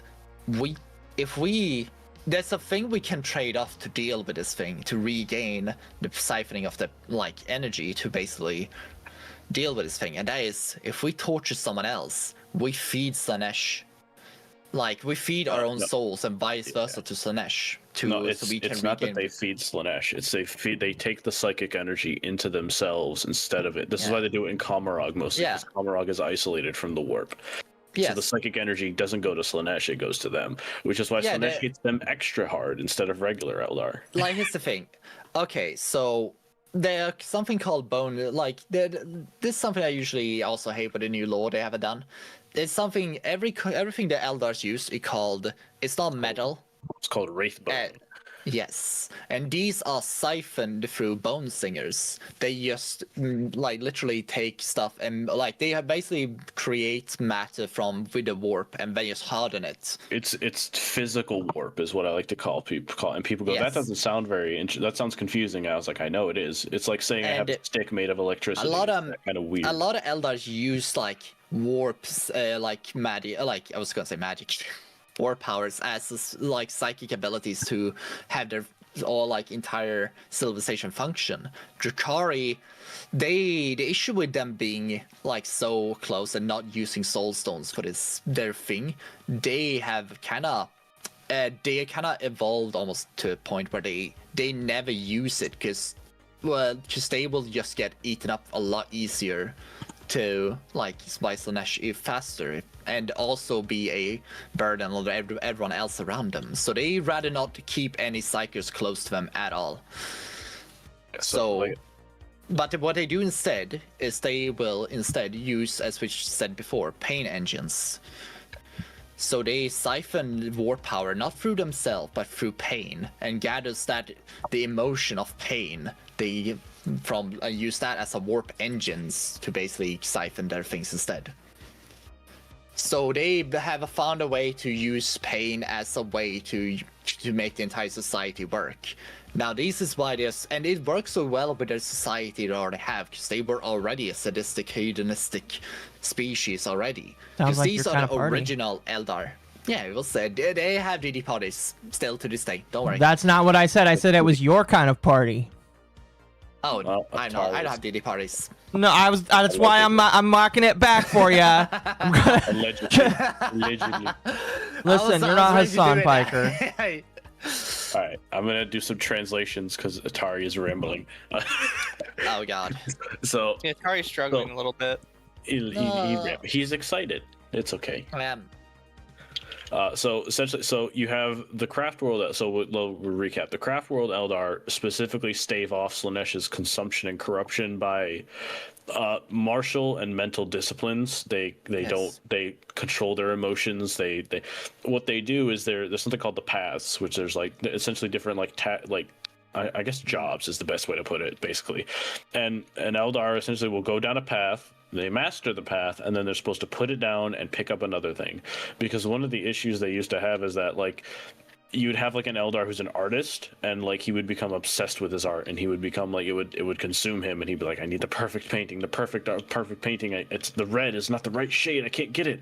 And then in frustration, he punches his easel and starts bleeding. And he's like, oh, the red, there it is. And then he starts painting in his own blood because he's slowly going insane because of Slaanesh psychic corruption bullshit. By doing the path system, the Eldar becomes the best painter he can and then picks up something else to keep them from becoming obsessed. Yes, it's easy. That's how they kind of fixed it. Extremely disciplined. Yes, that's how they fixed it. The Exodites have essentially decided to play Minecraft hardcore with one heart, and because they're doing that, they're too focused on surviving to become hedonistic. Right. Yes. Right. The Drukhari have essentially gone, okay, well, soul stones don't really work on us because even if we put our soul in a soul stone, it still kind of gets slowly drained. So that's not going to fucking work. Yeah. And they kind of just don't want to deal with the whole. They don't want to do the martial, like controlling their emotions really anymore. Yeah, they want to have fun. They want to stab people in funny ways. Yeah, they see the race. The Drukhari see themselves as perfect or beautiful. They see the entire race before the fall as the peak of civilization. They are so hoity-toity, it's not even funny. like the excerpt of like. Even the leader of the Drukhari called he's also known as the most evil guy out there as well. Vekt, the king, the best boy. He didn't do nothing wrang. And he remembered the fall because he was right there with them. And he mentions how beautiful the Eldar used to be. And he says to a human, and the human is like, "You're a fucking hedonist." And he's like, "No, we were beautiful." He's like, yes, Giga Chad faced. And yes, Chad face. Yes, and being a hedonist doesn't preclude you from being pretty. Yeah, no, like I mean, he's not very pretty, but he thinks he's very pretty. That's for sure. Yeah. No, don't talk about Attari that way. He's in Sweden, man. He can't hurt me. And also, it kind of, like, it also goes to like the factors of the Drukhari kind of changed their, like the Eldars of the craft worlds. They all have kind of very similar weaponry. However, the Drukhari has kind of like changed around their weaponry to be not lethal, but more so trying to work with a thing you're just causing you pain and suffering. Mm-hmm. There is. I'm pulling up images of like Eldar with guns so we can illustrate the differences. Go ahead, Attari. I do want to have something else. There's an excerpt we have from a different thing. We pulled this out during the Necron thing. Let's see. Oh, maybe Sina, I should not look at the same things when we all like. Mr. Alone. Oh. My wife has to yell at my cats. They're fighting. While your wife is doing that, Internet Zen has said, then we have Sigurach, the elder laughing god, and his merry band of harlequin weirdos. Even the other Eldar find them weird. We're not talking about the poor Yanari, aka the new guys on the scene. Oh yeah, Mala looking for this. I don't want to talk you remember when in Discord maybe I mentioned Sid said, "Oh, should we talk about the Harlequins, the clowns?" There are clown Eldars. That's kind of scary. Yes, I'm gonna pull personally images. You're gonna love them. I personally don't like them that much, but that's because they're literally walking. They are literally. What are you saying, Attari? What are you saying right now? Bro, that's what we're saying right now. I'll say it. He's saying they are. They are. Of course, they will. Okay, we have also one thing. The gods, all of them got eaten, and then we have three major gods that was still around, who still was kicking to the last breath. Cain, the war god, who is also very prevalent today, but he got. Cain was absolutely bodied. He got bodied by the other gods. He got smashed by Khorne, the blood god, afterwards. He got smashed by Khorne. That really sucks. He got smashed by Slaanesh. Smashed by like all of them, I think, as far as I know. No, Slaanesh specifically shattered him, and now that's why he's only the shards of Cain on the craft world. Yes, so he got humbled real hard. He wasn't as powerful anymore as he thought he was. And then you have, I think Ashurian just completely got killed. Then you have the Laughing God. Is dead, yes. The Laughing God, Kegarak, was the one that was hiding in the webway together with his followers, his cult, and one of the craft worlds that was along with him. And it's called the Black Library, the craft world he was in, that's now lost, and like it's quote unquote lost, but it's just hidden in the warp with all the with excerpt of knowledge and with his Eldar clowns called Harlequins. I'm trying to find a good picture of a solitaire because I feel like solitaire. This is the thing that we mentioned in Pontius thing that our Necron friendly boy has in his vault essentially. Yeah. And then we have another funny god who also Mizu actually have mentioned this god to before, because he had mentioned, oh, what about this thing? I like this story, and it's Isha. Isha is still alive and kicking. He doesn't want kick to. Is the wrong word. She doesn't want to be alive right now. She got stolen by Nurgle, the god of the death and decay. And play. Yes. Here you go. Okay, And- this is solitaire. Okay. I have And to hide they- the clown yippie. She's been looking at Attari very unappreciatedly. What? You have to look at my I- stream. The clown yippie's been looking at you very unappreciatedly. That's fair, I guess. She doesn't like it when you make fun of her favorite gods. Oh, God damn it. What do you mean? They are... Oh, I see. But yeah. But I'm gonna say, the solitaires are kind of like, they find the god Kegorak, or Kegoroth, however you want to pronounce it. He is the laughing god, and they have found their own kind of different way of dealing with it. So, yeah. They kind of don't deal with, and they have found their own kind of way of dealing with it. How that they do it, Nobody the really answer knows you will this find. GW. The answer you will find is Lamau. Yeah. GW doesn't really touch the Harlequins because they kind of don't know what to do with them, just like the Exodites, where they're just like, they're there. They're usually walking like plot devices in any book you will find them in. Literally, the solitaires function as plot devices. I am and being it's kind told the Isha and Nurgle are NTR fat bastard weak-willed stacked MILF thing. Absolutely not. That is fan fiction. Okay. Like, It's actually Isha, like his thing. unfathomably horrible, but like, that's the Nurgle thing. found Nurgle, the play like Chaos God, found Isha beautiful to a degree, because Isha is the one of most of fertility and healing, and of someone who healing will god. say I'm Yeah, being like told someone who- unwilling NTR. Yes. yes. Well, That's called rape, but anyways. yeah. So his thing. Nurgle was to stole Isha essentially, and basically keeps her now in basically a jar in his within his garden within the warp. It's not really a And joke test either. this, and just test every play he does. He just puts on her daily, or more like unending torment. And Isha lives today on as a forgotten god of a dead civilization by any That's one really of the fucking Imperium depressing. scholars. So And- what he uses her for is like a living test subject because she's the Eldar god Yes. of healing, so she can never die. So what he does is he However- tests his plagues and So she's the poxes on ultimate her. masochist. She doesn't want to be this, Unwilling though. masochist. Okay. But yeah. It really However, is what she does unfortunate do, NTR. She does give gifts to the real world because she does grant. I think it was There she you go. grants Every like once in a while, helps she'll out grant insight and like knowledge to healers. and knowledge to doctors heal. cure his, Yeah, to cure exactly. his poxes. diseases. There you go, Pox Akko. and That's a disease. funny meme. That's a pretty funny meme, yeah. That is a Scott would pretty like funny to love it. meme. remind God. people Happy Valentine's Day. Oh yes, Or happy as I like to Valentine's. say, Day. Happy Singles Awareness Day. And also, speaking of Valentine's Day, the meme between Isha and Nurgle is they are together. It's absolutely not true. This is It one of my I is. love this format so much. There's so many good versions of it. Can I read this meme? It is pretty funny.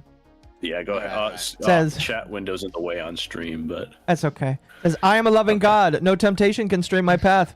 Grandfather, there's an extra thick goddess of rejuvenation outside with no shoes on, and he's very excited. Really quickly, Internet Zen says, yes, the clown Eldar, plot-wise and the setting, the Harlequins are basically Deus Ex Machina to move the plot forward. Want our Trigger Custodes fans? Ask them what the Harlequins did on Terra during the War of the Beast. didn't even they had to retcon it 3 times because the first time made no sense. So Oh, is that bad?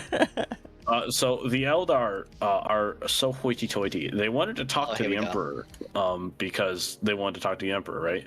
They're like, we need to communicate with you, we gotta ask some questions. And their method of diplomacy was invade the Imperial Palace, kill a bunch of the guards, break into the throne room, and then end up doing nothing because they couldn't talk to him.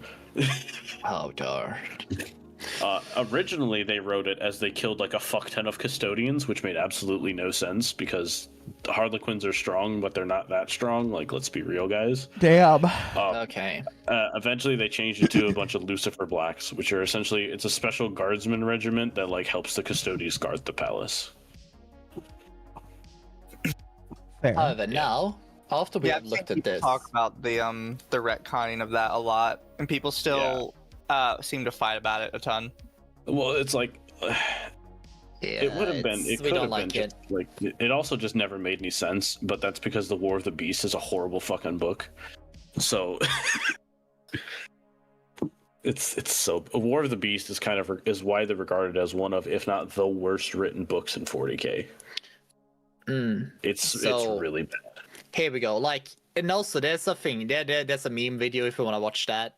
We can watch that if you wanna. Hold on. I love this. This guy's videos are fun because his art style is very nice. Here, Mizu, will you bring it up? It's made by one of my favorite like Warhammer meme artists, like Mike. Bring what up? He's fucking video? great. The video that Attari posted. Yeah.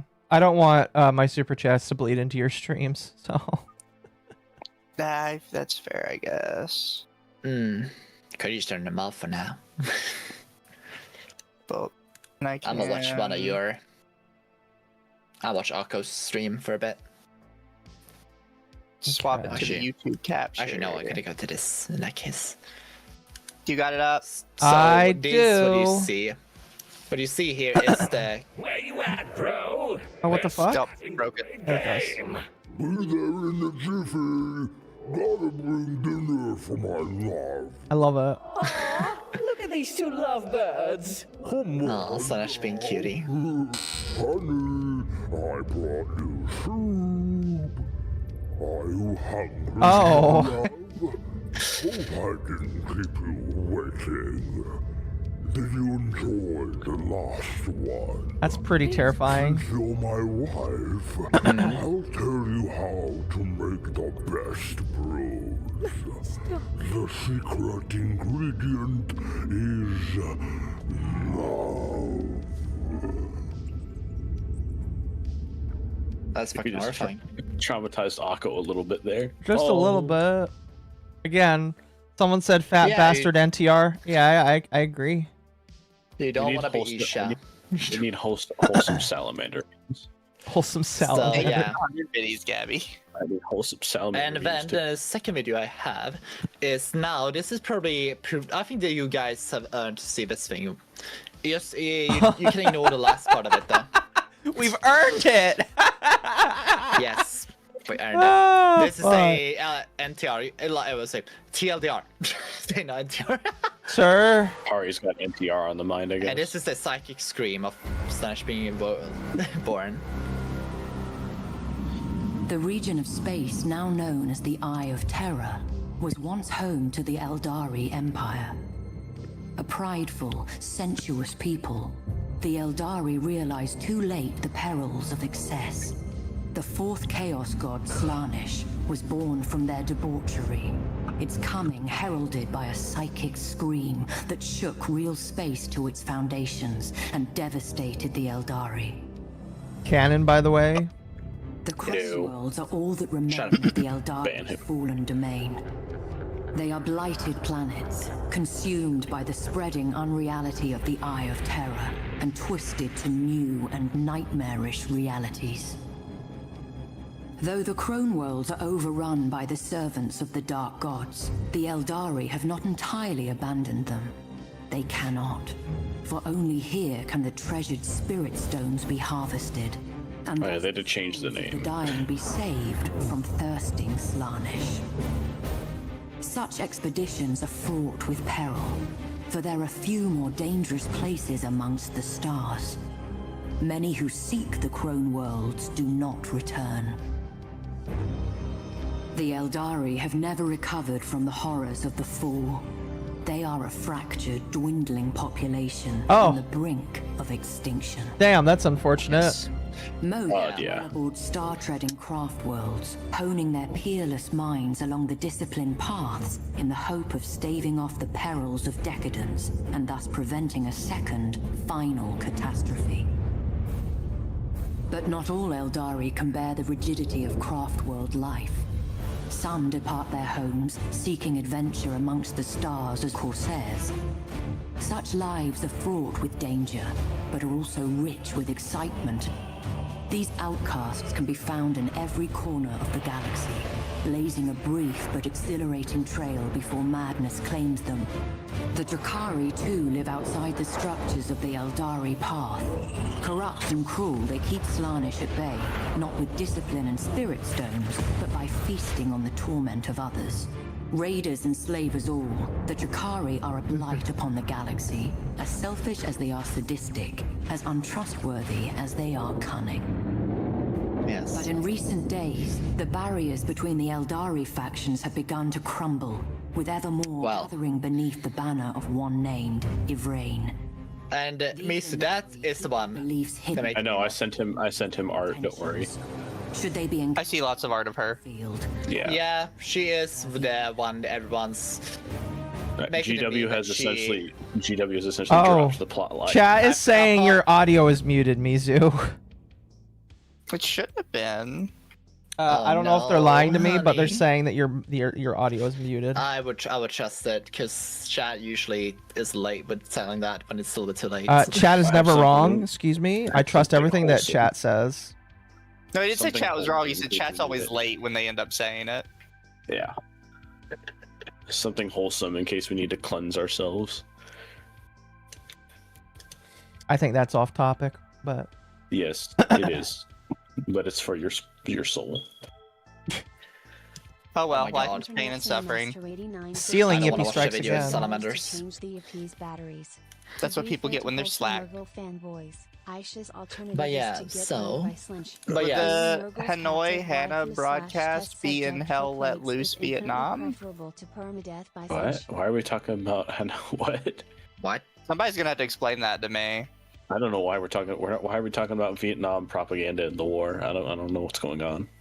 I don't know. That's some human stuff. I don't care about. Viet or whatever. Oh, they're talking about like I GI know. Jane. I don't know what that is. Moving on. Moving But on. yeah. So yeah. So these are the major 4 factions. There was one they tried to make of like a 5th new faction. However, they kind of dropped the ball on that one. Like You mean in the they're earlier named stages. 3? Well, technically 4. And then this is the 5th. Yeah. Yeah, it's kind of like you have. It's now the main Eldar, like the vanilla but Eldari called Craftworld Eldar, or just Eldars.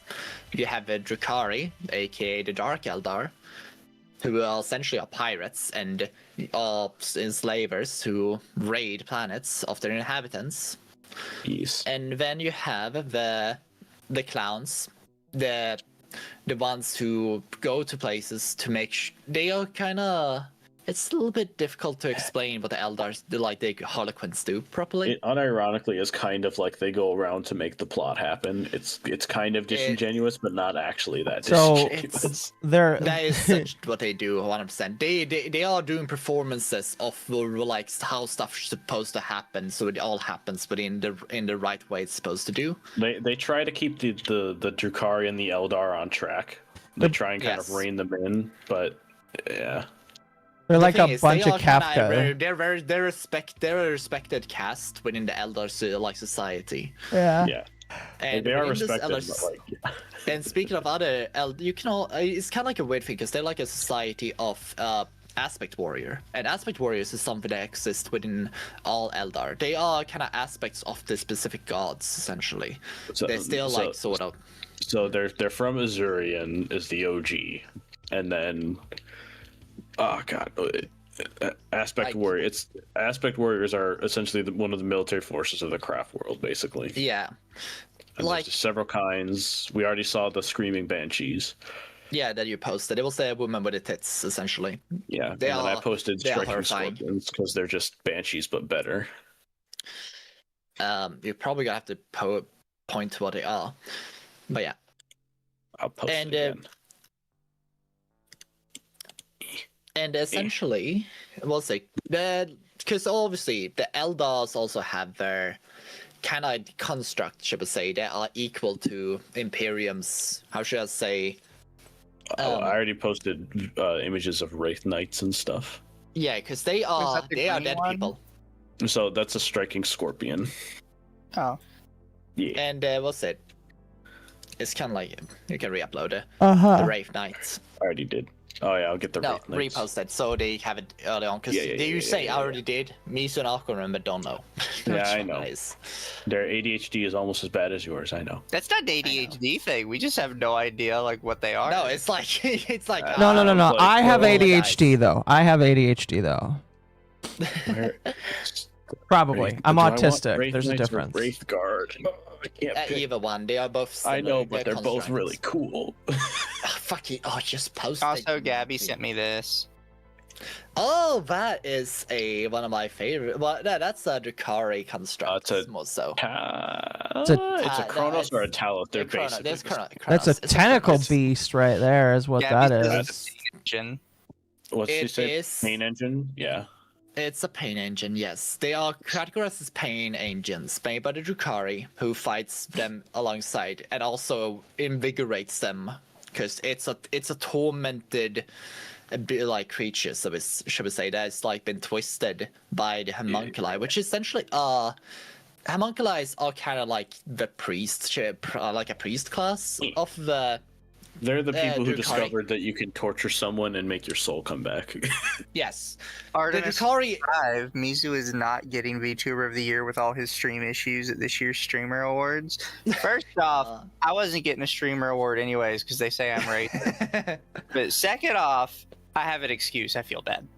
Also, chat, Streamer Awards was killed because Filian got deported back to the Philippines. What?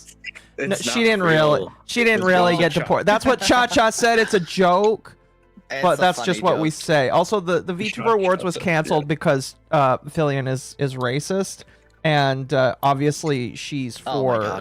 No, literally, that's what the reason was. Filian is racist and for Russians over fucking Ukrainians. That's what the reason was. Is it true? Probably not. But no, it is not true. Just saying. Yeah, I assumed it's not. Yeah, Internet Master's already in chat. The Yanari are tearing this. Yeah, the Yanari you can kind of just ignore. GW isn't doing anything with them, and their faction is active. Like they introduced them in 10th edition, and then nobody bought the models because they were kind of boring. And now they're Yanari. We're not gonna talk. We're just gonna mention Yanari exist, and that's it. We're not gonna talk about them more because they are not really. They don't really do anything really. I have money that they're gonna get. I have money down that they're gonna get like taken out of the lore next edition. Well, essentially. So here comes the question: Do you want me to talk more about the Drukhari, the more beautiful part of Eldar society? You just want to talk about the ones that you can fuck. Well, it's just like Eldar. You didn't deny it. Eldars call there's little two things here. They call every human a monkey. They used to call it monkeys. It's a slur towards humans. They used to be called monkeys, but unfortunately, GW did not like that the players called each other monkeys, especially when it was up with someone with a darker tone of skin. So they said monkey. And I'm gonna be honest, that's kind of based. I kind of like monkey more. Vex got canceled on space Twitter when he called a salamander a monkey. Yeah, That's funny. Yeah, Drukharis are the only one known to be fucking actually be the ones who fuck humans, if anything. And also, what's it? The Drukhari kind of are they have flesh crafting to such a high degree, and as they mentioned, the homunculus, like which are the covens, because the Drukhari kind of has like unlike the aspect warriors, the Drukhari kind of has like different. Their society is based on a few different, like a little bit different sects. You have they are a little bit similar to vampires. How we look at society in a sense, they are very high-end, like pompous a lot.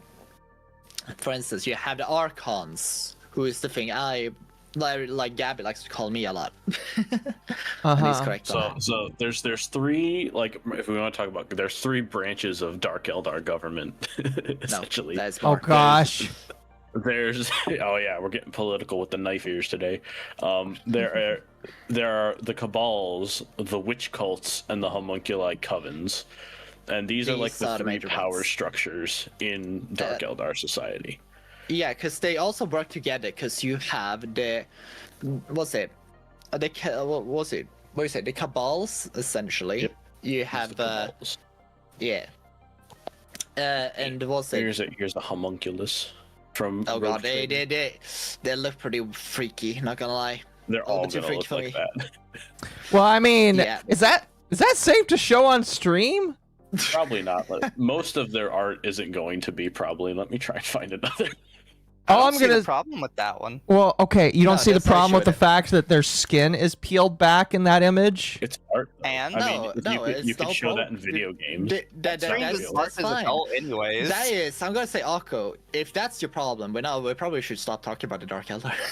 That's a Tuesday. He did that to himself for fun. And the thing is, you have a cabals or like essentially of the Drukhari like factions, which are the mains like they are the main like people who holds the society together, like the high structures of the high and low-borns. And then you have the cabal, like the covens, who are the homunculus. These are the priesthood, as we mentioned before, as he managed to show the images of. These are the ones to keep everyone sort of like on track and make sure that everyone is doing good. And they're kind of, because the thing is, they can still. Drukharis are kind of like undead, essentially, or they can never really die. Undead is the wrong term, but it's like they are essentially immortal, and that's because they can always return to life if they have a coven or a homunculus that can keep like rejuvenating them. And all they need is like essential DNA of them just in a test tube that they can regrow from. It's a common. So the homunculus are essentially the sort of I don't want to say medics. That's too boring. They are medics essentially. They're the flesh. They're masters of fleshcraft. They create a lot of create the best tortures. They keep so also fun fact, so Eldar pregnancies take kind of forever and they're slow, and that's why there's they're privileged. Pregnancies are privileged in Drukhari society. Well, so I was talking about Eldar in Eldars- general. So Eldar in general, they take forever, and so that's why the regular Eldar are still kind of low population. But like it's even worse in Drukhari society because like you can't really have a safe pregnancy as a Dark Eldar because they'll absolutely murder each other just as much as they would a human for entertainment. Now there's like political considerations, of course. So the Archons, which are essentially the leaders of the Cabals, one thing they'll do as like a pet project is they'll have what are called the Trueborn, which are essentially naturally born Drukhari. And this is like a mark of privilege because like you have the resources to protect your children and yourself, and you can take your time away from managing your cabal in order to raise a child. Most Dark Eldar are clones created by the homunculi. Yes, but here's the thing. No, the thing people also, they can be cloned, but also they are, essentially it means they can just be fetuses. They just taken into the test tubes, but they are not called trueborns even at that point. They are still just called, but they're usually, the test tubes ones are usually like the slave caste or like the working class, essentially. Yeah, they're your standard like Kabbalite warriors. They're the generic Dark Eldar. And the thing is, the Kabbalite warriors, so that was if you can pull up the image of a Kabbalite warrior. I sent some of you, god damn it. You gotta do it when we talk about it. I'm sorry. Sid is our little workhorse today. Oh. Yeah, I'm speaking sweeter slurs to him. It's making me feel better. But yeah, the regular troop is like, or like frontline soldier of the Cabals or the Archons are called Kabbalites, and in their armor they have barbed like spikes inside their armor to be uncomfortable and like strike them and like be just to like it is to keep them. How should I say? Because when you are, if you feed off, yeah, here's the thing: if you have like your personal soldiers and you feed off pain and suffering, having your personal soldiers feel pain whenever they're close to you, that's a good feeling. Good. Yeah, it's pretty good. They also like feel good themselves because they're fucking weird. Yeah, they are. Yes. Look, I posted your Kamiyoshi Attari. Look. Yes. Yeah, 1 sec. I just don't know why out of every race, Attari chose the Cenobites. The Cenobite what? You're Swedish. There you go, that's the Kabalite warrior. And what they use for weaponry is called splinter pistols. Now these are... No, splinter pistols is the... Splinter rifles, they're splinter weapons. They are venomous, like... They are can't speak. They shoot toxic darts. You want to take a break? You've been yapping for a hot minute. Okay, take a pen. If it's fine with you, I need to. I want to catch up on the supers that were a little earlier. Supers, and then I can take over for Attari for a minute because we're talking about guns and my patriotism is flowing. All right, yeah, just give me one moment. Internet Zen. You're wrong. Internet Zen says orcs everywhere, Zog and pansies. Wog. Why did you sound like you were gonna cry? I don't know. Internet Zen also says, I missed the orc episode, but I ain't missing the Duncan on Knife Ear Pansies episode. Also, Tari, are you as tired as Yervin after a long night with Gilliman? Is this a joke, or is it? Your brain. Mizu is, here's the thing, Shad. Mizu is the blue one. Yeah, that's why he's the top. And people, if you get the joke, Mizu doesn't get it yet, but Mizu. I get it, and that's why Mizu's the top. I see. Toa says Dawngate was the best MOBA. Fuck EA for killing it in beta for not making enough money in beta. I like Demigod. Oh, that's crazy. Internet Zen says, to be fair, the wholesome Nurgle fanboys, Isha's alternative is to get Vord by Slanesh being Nurgle's captive waifu test subject for plagues is infinitely preferable to being permadeath by Slanesh. I don't know about that, Chief. So you're saying that endless suffering is better than just dying like...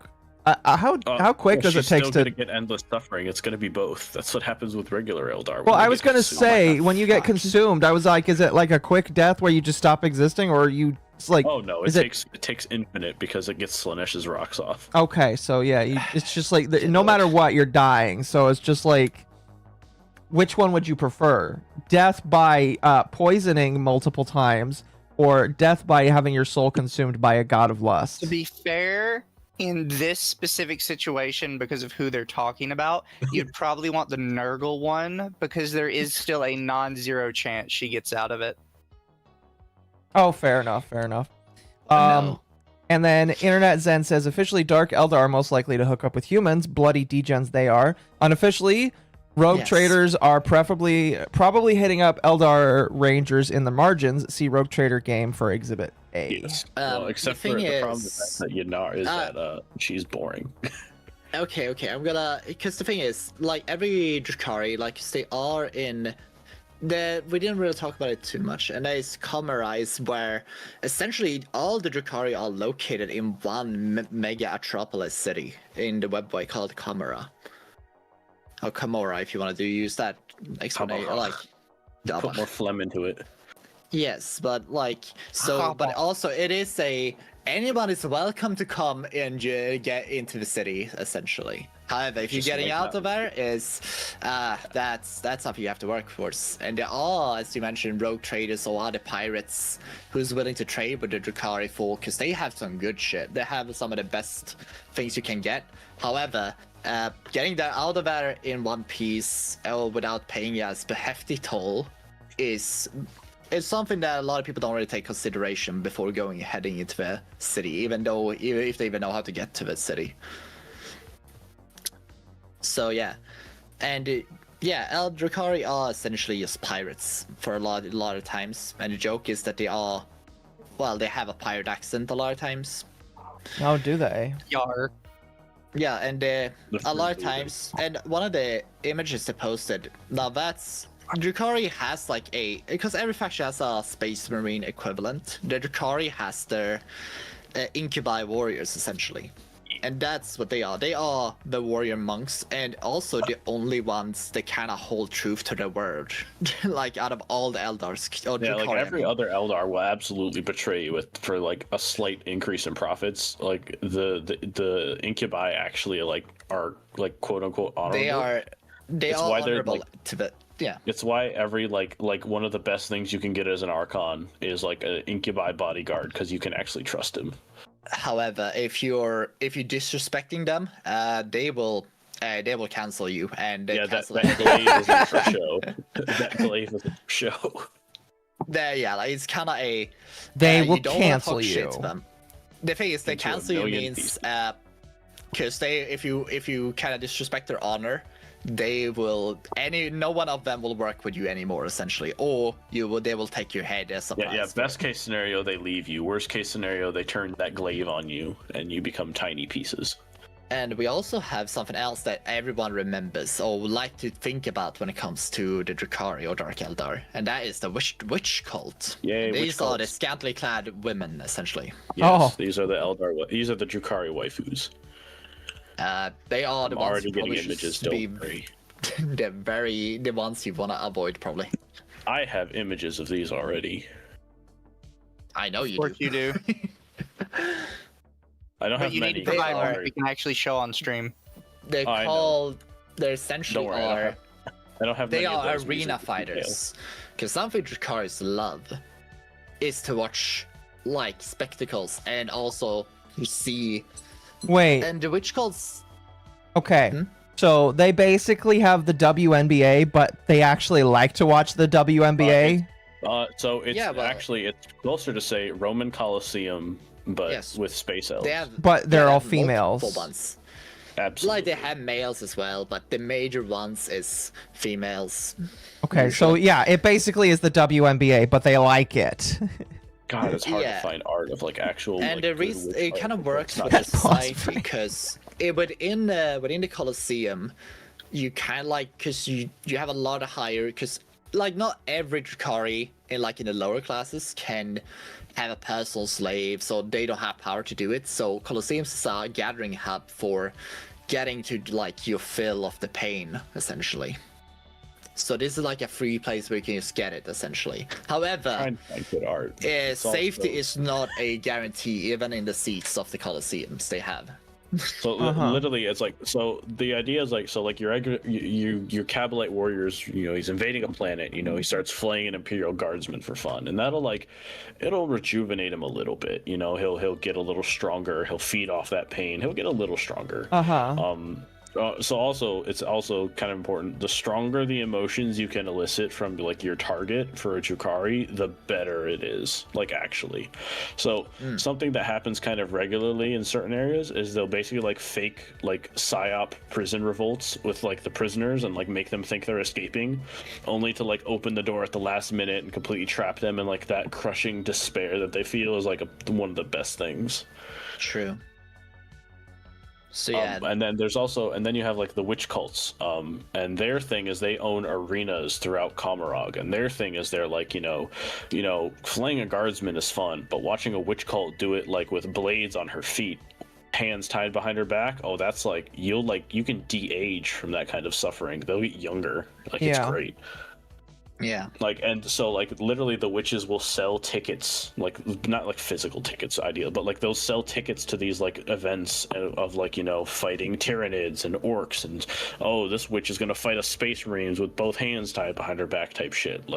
It's like the crazier you can get it, the better it is, the more seats you can fill, the more tickets you sell type shit. So they're Girl Scouts as well. Oh yeah. But instead of cookies, it's like Coliseum tickets. It's great. Well, they're like Girl Scouts and Boy Scouts because the Boy Scouts have to sell tickets for stuff. Yeah, there's one witch cult in particular. I don't remember their name off the top of my head, but their main so each arena has its own gimmick, its own shtick, and their gimmick is that they essentially have there's a bottomless pit in the center of the arena, and it's covered in basically invisible platforms. And so the witches will fight and jump and pirouette and do all this shit to basically invisible platforms against, you know, a bunch of other crazy monsters and shit. And sometimes they get hellions, which I'll find art for in a minute. They're basically like on like jet bikes, or like kind of not quite jet bikes. Like, honestly, I think it's like flying skateboards. They'll be flying around the arena, and they'll be trailing behind razor filament, like razor thin wire behind them. So the hellions are running around the arena with like hair, or like with fucking filament flying through the air. The witches are trying to jump around and avoid it on invisible platforms, and apparently it's really entertaining. Interesting. Also, is this even suffering at this point, though? It is, because someone's gonna die at the end of it. Very true. Yeah, it but just like, might not be them. There's also like the thrill of like their emotions, but the witches are terrified because they don't. The thing is, we haven't really mentioned, because there's the thing: the Drukhari loves to inject poison and drug, and these are things that like hyper. They literally spur up your nerve centers to the point where they just flare up in like every kind of pain, or like kind of. You basically go into spasm essentially to the point where you crack your own back on the pain essentially. Oh yeah, and they'll do like all kinds of poisons and shit, like splinter rifles and splinter weapons. What they do is they essentially shoot, instead of bullets, they shoot like shards of crystallized venom, and they don't do a lot of damage, but like if you shoot a guy with a chunk of venom and it starts making him convulse and like cripple in pain, it's way easier to capture him, and he also doesn't die. This is why Eldar suffer against Space Marines, well, Dark Eldar in particular, because you can't shoot like crystals through like 1.5 centimeters of steel. Like it doesn't. They're not made for penetrating. But how the Dark Eldars has what they have even they have like weapons called like the Dark Lance. They're made for getting penetrated. Yes. But they have like Dark Eldar has like very anti-infantry, or like very they have anti-tank weapons, but they just don't prefer. Yeah, or they have like, because they want to keep you alive essentially. And the other joke is, or the thing the Dark Eldar has is they kind of don't want to make their captives die ever. So they keep you alive as furnitures around, screaming furnitures, or anything similar parts as well. Yeah, if there's even a little bit more torture left from you, they'll just turn you into a hat or like a chair. So this Jody, is don't attribute that quote to Attari. That was my quote. So this is where all of the bondage roleplay I've seen on the internet comes from. Yep, specifically Atari's chats. I'm blaming you for this. But yeah, like they are your people. Are you a race trader, Attari? That's what I thought. Hey, I'm more into the dark elves more than Drukhari, to be fair. Yeah, come on. Attari, should I show them that one the new Dark Eldar Archon that we played against in Tabletop Simulator that looks like Shadowheart? Okay, this one issue we have, and that is okay. We gotta talk about one thing. GW has doing the usual GW thing and just refuse to fucking update stuff past 2015. This is one of their newest characters. No, yeah, that's what I mean. But I'm gonna say when they make new models for any factions outside or all the factions, they kind of fuck it up nowadays. This is the new Dark Eldar. Look at all the previous images and then look at this and say, this is a Dark Eldar. Lord. Doesn't it just kind of look like that other girl, though? It's Shadowheart, basically. Yes, I was gonna say, did they literally just create Shadowheart, yes, the Dark Eldar? They literally did. They literally did. It's so bad. To be fair, Shadowheart was the best girl from that game. You can be wrong, Mizu, but that's fine. Okay, says Mizu and I have the right opinion, I guess. Yeah. Well, you're Swedish, so no. But anyways. But yeah, no, they keep fucking up my faction more and more. So or just refuse. I never finished that game. I mean, either. Like I'm gonna. Let me get an Archon. A photo of an Archon. Like this is just a Craft World Eldar in black armor, and I hate it. Internet Zen says, interestingly, orcs aren't a common sight in these arenas because the greenskins don't give them the same despair pain that they get from regular humans, Tau, and squats. Gabby Yeah, sent me this one. They can get pain. Oh, I hate that model. That model looks bad as well. But I'm getting arrested in a minute. Wow. but the thing is, Hide like, the feet from Lumi. the orcs can they are very pain resistant, which is not really what you want. Like, Well, aren't they in made arena, from mushrooms? They are. Mushrooms they're don't feel pain. mixtures. They're like I learned in Grounded on Tuesday. They're really good at mushrooms are really good at making walls apparently. So you know. So Mizu That is posted a better. photo of best girl Lilith Hesperit right there. Boyfriend / no girlfriend of Asdrubal Vect, the leader of the Dark Eldar. Yes. She's a badass, is what I'm hearing. And Yes, they conniving and scheming. he is her personal patron. Like he sponsors all of her stuff. Like he is her sugar daddy. Honestly, is the best way to put it. He's a simp. Oh, absolutely. But I mean, come on. But Vect is kind of like have a stranglehold in the entire society of Dark, like in camera overall. I don't know if we'll have time for the video, but there is like a lore video on it. Wait, we don't have time for it. It's a bit That's dumb. fine. But moving on Yeah, from Mizu's EP. You're Oh. always easy, bro. guys, I slept 3 hours. I'm don't already care. sleepy. Yeah, but Mizu's got work 4 today. days. Oh baby. But Oh shit! Jesus Christ! I'm dying. But yeah, but beyond this, if we, cause they have other aspects as well, but we can get to that to a different day, I think. Oh, Gabby, thank you for the 1,000 biddies. Gabby says Shakatari. Well, I don't have shot colors on.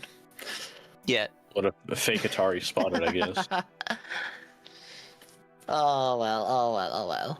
Yeah, that's just a regular Archon, and as you can see, he looks way cooler than Shadowheart. Well, yeah, that looks way better and more appropriate. Yeah, then just Like, he discount doesn't have then a skin Shadow cloak. and then Shadowheart and modded armor. Well, that's because GW is trying to be a little more friendly. You I know, hate they're yeah, I know. They like unironically that model like 3 years ago had an actual like skin cloak. Like it was, you could very much tell it was human skin, and GW is trying to make it a little softer, a little safe, edgy. You know. But the kind of thing is as well, like the Imperium has mentioned a lot of times that if they wanted to, and if they wanted to, but if they pulled the entire forces of the Imperium, they could obliterate the Dark Eldar's pest from the galaxy, because they see you as pest or like nuisances. However, the amount of force it takes to actually deal with it would leave them very open and susceptible to any other enemy around them, because the Imperium's already pretty, like, they have to stretch quite thin a lot of times to hold up the entire rest of the Imperium, like from falling to chaos, other Xenos races or whatever have you. So they could deal with them, but it's just unfeasible to do it, and it's kind of like it's not worth the trade-off of what the drawbacks would be. And sometimes even to the point where Dark Eldars they make dark pacts with Dark Eldar, because Dark Eldars likes to take shit as well. Okay. They like to take shit because it's funny. Oh, they're also trolls. They are trolls, but they are to a worse degree even Trasen. Trasen likes to keep stuff in prime and crisp condition, but he's just one guy. This is a faction of people who are just fuckers. Weren't all the Slaneshi demonettes naked, and now they all wear cloth? They were Yes. like half naked. True. I can find something that we can post. To be fair, I can understand that change to a degree. The Right? problem is though is that like nobody wanted it, and like you're not selling. This isn't a kids game. Like these are the physical models. Like kids aren't buying these. So I would hope the kids aren't buying these. By the way, Chad, this game, I'm not this saying it's to like appeal to kids, but there that's there kind is of like why a they're doing weird it, though. thing in They're a lot trying of to appeal different to a younger countries with stakeholder. nudity. Yeah, I mean, it's not even that bad, and like it's a lot of times kids don't even understand nudity or the thing about it. yeah, because they like to rail on it online. They don't understand it. We've noticed is the parent just going freaking out in the background. I was like, oh. Personally, I would prefer if they just stayed naked.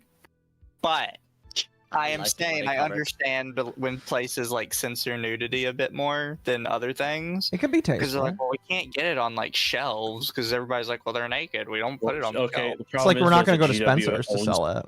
Problem is that GW owns their own stores, so they don't have that issue. They can just put it on GW shelves, which is where they sell most of their models, anyways.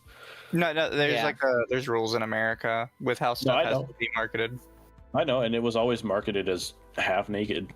Like it's been that way for a long time. They've essentially did this around the time they started to kind of get a little woke, because they did the same thing with the Repentia, which were Sisters of Battle that were they were dressed, they weren't naked, but they were pretty scantily clad, and they did a very similar thing to them. Everything in Warhammer. They made everything way less sexual. This is also the reason why Slanesh is never really doesn't have any representation in a video game. This is like an older version of like a demonette, and then I'm gonna find where's it, like a modern. There we go. There's a. I'm not gonna show that. I'm not saying to. I'm saying. For what do you mean? That's I'm sorry to say, but these are both very newer version of Slaneshes. What do you mean? That's as old as I can find, Attari. I'm just googling. Yeah, but I'm saying that one is pretty new. Googling. Ew. Whip out your own keyboard and help me find it then, you lazy bitch. He's tired. What do you mean? Gonna use it. He's always tired. I can't type fast. No, so the second one is like the newer one. The first one is kind of how they used to look. No, they both are quite new. You're wrong. Okay, whatever. You don't know anything about the demons anyways. You focus on the discount space elves. Shut up. Give us back half-naked demons. Yes. Damn chat. Like, and the Repentia just looks straight up bad. You literally need to know how to handle toxic glue to assemble the old minis. That's because it was resin and, metal. Oh yeah, the metal ones too were bad. Yeah, pretty much. I'm trying to find an old Repentia thing. My question is, how bad does Warhammer have to be for you to give up on it? It depends on what you mean by give up. Because, like, I'm not buying anything that they're going to be selling. And bad, you mean fair. What do you mean by bad in that case? It's pretty bad right now. Well, because people know from, like, my perspective, I talk about Fire Emblem a lot, where I'm like, I'm literally not going to buy another one. Because I think they've shat the bed, I think it's terrible, and I have no desire to even really keep up with it at this point. Yeah, GW can't get me to buy. Like, I want to build like a knight army in real life, but like I can't fucking afford it, which is the actual like main issue that a lot of people have. Yeah, they have priced out the base. I've said this many times. The models are actually worth their physical weight in silver, and it's kind of fucking insane. Like if you were to weigh a bit of silver for the weight of like a full model, it's the same dollar value basically. Really? That's kind of funny. It's so bad.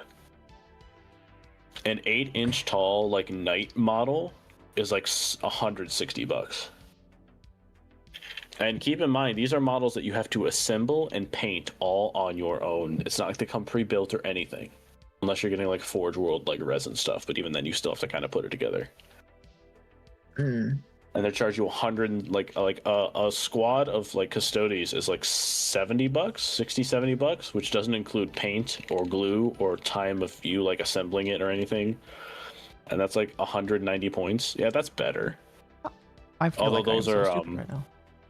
Those models are, I think they're specifically the like fantasy models, but yeah, I could tell because the ground. But like that's how they used to look, and the excuses some people give, oh well, GW's trying to be more family friendly, like in the stores and stuff. It's like GW has their own storefronts; they don't need to be family friendly. But yeah, like it's you can absolutely sell like these kind of nudie models with any issues. It's just GW being modern.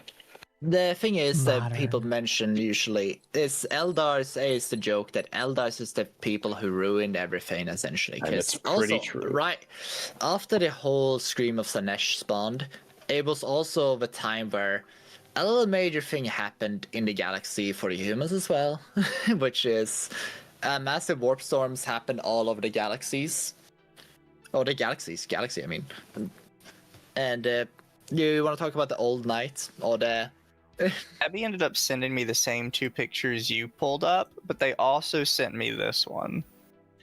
Yeah, that's I can't. Yeah, remember that's the new one. Is that a human's body that has been strung up into a? Yes. I don't think I can show that on stream. You can. I don't feel comfortable sharing that. I feel like YouTube would say that's too grotesque for stream. I mean, people play games with these models and stream them on YouTube, so. Fair. Yeah, pretty much. But yeah, like, because what was it? Because the Eldars caused one of the major falls of the humanity. The birth of Slaanesh is directly responsible for the fall of the Human Federation. Yes, because it created galaxy-wide warp storms. Warp travel became impossible, and that's when the time of Old Night happened, which meant the Human Federation fell apart, and then that's when everything went to shit. And then afterwards, because the thing is, Eldars, once the Emperor tried to get around the galaxy a lot, and even today, a lot of Eldars, like not Drakari, just regular crossword Eldars, they're essentially just trying to put the hand in the cookie jar a lot and try to weave the future that they want, who is best for their own. Yeah, they're trying to recreate the Eldar Empire. The problem is though is that it's not working, and they keep getting themselves into trouble. They're trying to be friendly with the humans sometimes whenever they need it. However, they do not do themselves any favors. They try to help, but in the actions they just look like absolutely.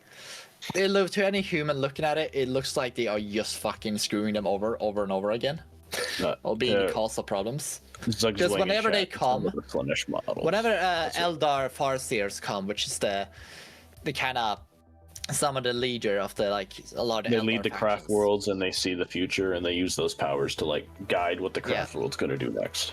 Yes.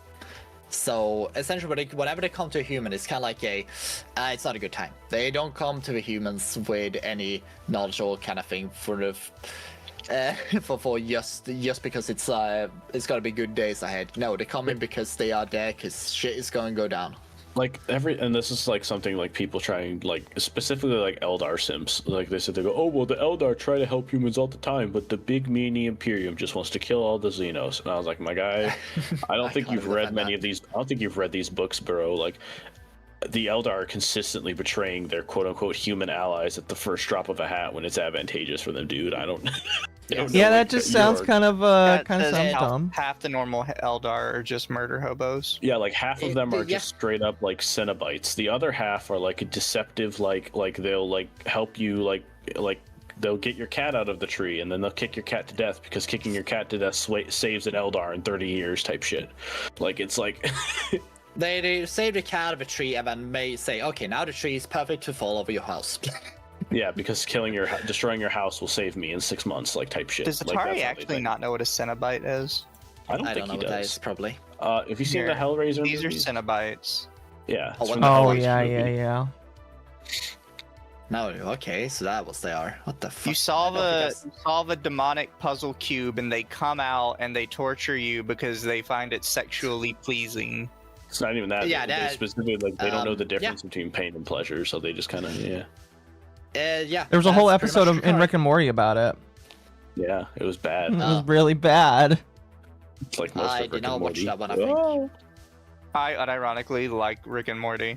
Rick and Morty's all right. I don't hate Rick and Morty. I thought that the season where they changed the main actor was really bad though. Well, I don't know. I especially dropped interest in that. They dropped the ball hard because they canceled him over absolutely nothing. It came out and it was all fake afterwards. Yeah, they did, and that was bad. That made me any kind of hope was gone. Yeah. The thing I heard about him was it was mostly cringe, DMs in between. Yeah, something like that. I was like, okay, we want to pull everyone's DMs. I swear to God, we need to stop looking at people's I unironically do like the new seasons. Internet Zen Master is coping in chat very hard for his Eldar waifu. Speaking of which, let me get some of these super chats because he's been throwing a lot at me, and I want to make sure I get them for him. Yeah, that's why I'm bullying him. Earlier, he says Lilith Hesperex is the ultimate badass, so badass she did a fling with Viren and the Yanari. no, that way, and Vect took her back without any questions. Yeah, he's a turbo simp, but sounds like kind of not really. He is, but he's not. It's weird. Lilith is horrifying because she is almost I can kill as like Space Marines almost unarmed or like can work from any. She is a menace. Mm-hmm. And then that's why he loves Modswinger. He also says, to answer Mizu's question, general consensus I've seen from people who actually buy the models to leave the setting entirely would be something like the introduction of female Space Marines. That'd break it for most players. They're so well enabled to just switch to switch around the law depending on what they feel on a specific week. And people are like, okay, but what we hate is when people say the law has changed a lot over the years. It's like, no, it's been fairly consistent. It's like it kind of people point at certain things, but it's kind of like yeah, but these were changed. Like any law change has always been hated, almost unanimously. But like they try and they use the Necron, like, so the Necrons like in early 2000s were very different to Necrons we have now. The difference is though is that they basically had no lore beforehand. So like people trying to cope about, oh well, we changed the Necron lore and you guys like that retcon. I was like, yeah, because there wasn't anything to really change. There's a lot of UW bootlickers and we don't like it. It's like it was a bunch of really good story that was added to them with new characters and stuff that made them a better faction. I would say it's kind of, for those who you like drama a lot, it's kind of like the whole similar to the peanut thing. People say, no, there's no wrong with this thing. It's like, okay, dude. Yeah. Like any other kind of drama, but it's like it's the popular opinion they think to just say, oh no, it's always happened. This is how it's supposed to be. It's like everybody's there's like, no war in blind. Say. Yeah. And like the thing is, all the OG people who used to write for OGW had like put a lot of soul and like a lot of thought into it, and a lot of them are just gone because they are now the new people who are working with these things are just willing to drop it out of hat. My boys, the Eldars, have gone a lot of fucking shit as of late. The whole construct things they have, they deserve it. Wraith Bones, they are no longer a thing that's siphoned from the warp. Yeah, now it's just a thing to make. Now it's just a metal. It's something they mine. It's like bone singers, which are the people who make Wraith Bone stuff. Think of them as like human 3D printers. Like they use the warp to like create shit out of thin air. Now it's just like a metal and stuff they refine. Oh, Gabby, thank you for the 1,500 biddies. Yeah, then they changed this Slanesh thing. They're trying to change that thing, and oh boy, it's not fun when you see them change stuff. It's like, why? And then it's to justify a new thing they added in. It's like, yeah, but the new thing is not even close to a good thing either. It was not very not really thought through. And it just opens more questions and just removes some of the old answers or like the mistakes and other things. Mm-hmm. Yeah, I say go ahead and finish Akko because otherwise I'm going to rant about the new Eye of Terror. No, you're good. I only had one more. Internet Zen says the common trope in 40k writing is that Farseers will screw over an entire human world if it will save a single Eldar. Eldar Rangers are mildly more trustworthy by comparison. Heavy quotes on that mildly right there. Mildly.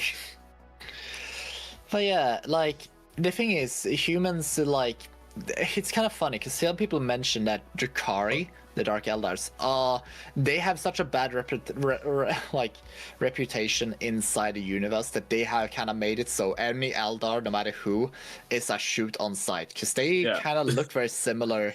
It's just, the armor is kind of where you can point it out, but if you don't know the difference between them, they all look like Eldar. They have little high, the very pointy hats, essentially.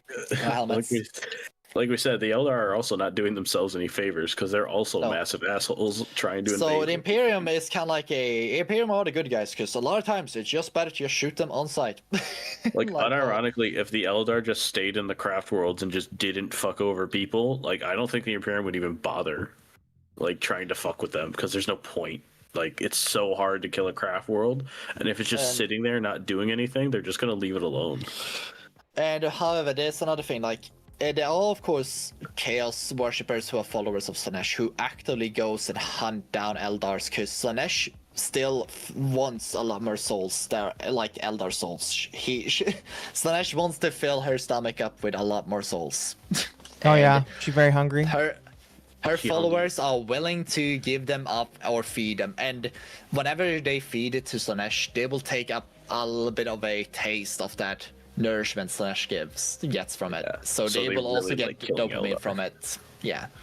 This is something that happens a lot with Exodite worlds. It's why they stay so low tech, is because they're actually fairly well hidden, because you wouldn't know unless you went to find it. But Exodite worlds will regularly like call upon craft worlds for help if they're under attack, and in exchange they'll like act as mercenaries for the craft world for a time or some shit.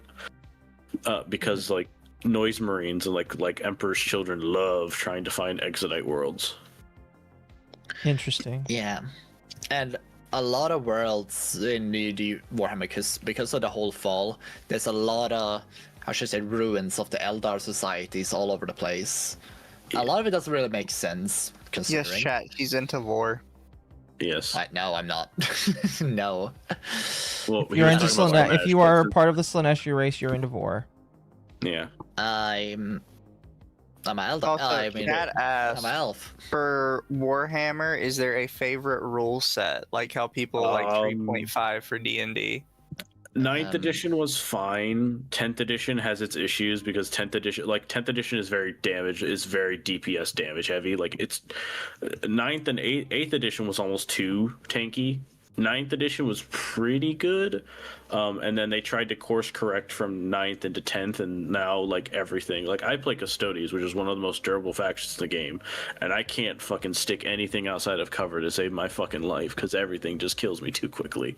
So the translation for this chat is every edition has their own set of problems, but also its high points. No, but they were asking all heads. Favorite edition. I like 9th. If you also all heads, If you also all heads, they're gonna say third and fourth edition. Early 9th to like the start of 10th was pretty solid. 9th edition was a little more complicated, but like that's kind of why it was fun, because it kind of weeded out the tourists. Like, what the fuck is a power level? Why am I doing math in my dice games? Like, yes. Learn your multiplication tables, idiot. But yeah, like in the game, Eldars are quite flimsy. They're extremely not tanky. They're very mobile, and they cannot slug out with a majority of factions like the orcs, who are the slugging faction. They get bodied if they get into melee with them. Unless you have the banshees, essentially, or the incubi, who are made for that kind of thing. But they cannot take a pounding. Yes. Tabletop, absolutely not. No, I'm sure they can take a pounding. I believe that. Also, Attari, like, I know we were joking about the Drukhari not being into vor. You know they turned a guy into living soup, right? No, that's literally vor. Excuse me, that's literally vor said. Temp's like, here. What do you mean? Sorry, I most of the time when I have to make a point like that, it's Temp that I'm saying it to. So I can say, like, yeah, okay, the Drukhari, I don't want to list up the entire list of what they're into, but they are even to the point where they're cannibals too. There's a couple highlights of my favorite. That was like I said, they literally turned one guy into sentient like soup. Like his consciousness is intact and everything. The homunculus are wild. So that he could feel himself being eaten? Oh yeah, he's still around. He's just in a dish, and every once in a while, you don't have to be soup to feel yourself being eaten. Yeah, very true. Apparently, Mizu knows about that, but it couldn't be something I love when people make fun of Eldars or Dark Eldars in particular. It's kind of like yes, but however. I make the joke that Dark Eldars are the thing they also keep the light running, or the light is the electrician if you're in your that keeps your light on in the Imperium. Because there's a Dark Pact where they actually may or may not help the Golden Throne that keeps the Emperor alive still running, because they are the only one who has stole the knowledge of how it works. And so they are I have to sandbag you because they've retconned that. It didn't work very well. It lasted like 100 years, so you didn't even fix it right. You didn't even fix it right. Off. Like it's still breaking down, and it's not even confirmed if that actually happened or if it's just a rumor. No, it's an certain thing, but I'll run with it. I roll with it. Yeah, like they were like, oh yeah, it's like, oh yeah, the Dark Eldar helped fix the. Attari fell for his own people's propaganda. Yeah.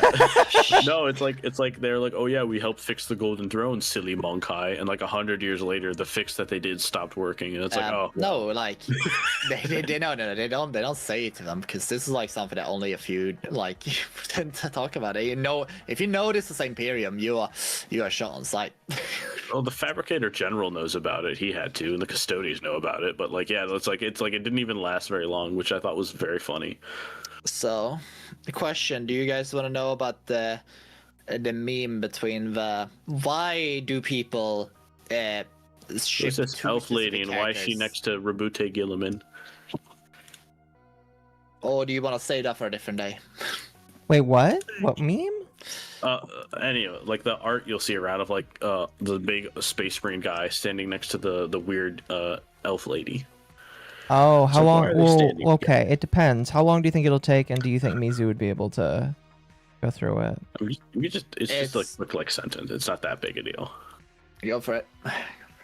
Yeah, it's just so basically like the lady is in what's her name again? I can never remember. Her god's name. Yvraine, yeah. So her name is Yvraine. She leads the new like Yanari Eldar faction that kind of doesn't matter anymore. Yeah, there we go. Target. Actually, wait. I'm gonna get a better image. 1 second. Yeah. So Gilliman after the heresy stuff, he got stabbed with like a super poison from Fulgrim. He's been in stasis for the past 10,000 years. Very zoomed out image. Yeah, I don't know what Attari's doing. Actually, my bad. So about 5 years ago, she helped, along with Belisarius Call, like cure Gilliman of the poison, bring him out of his stasis, and so now Gilliman's back and ready to lead the Imperium. And so they have like a sort of soft like alliance between each other. It's kind of like a sort of you don't bug me, I won't bug you kind of thing. And so they're doing their things with that. And the fandom has taken this to mean that they are absolutely having raw sex every single night, no condom, and it's really cringe. Wow. Everyone knows it's a joke, but everyone likes to run with it because it's so cringe.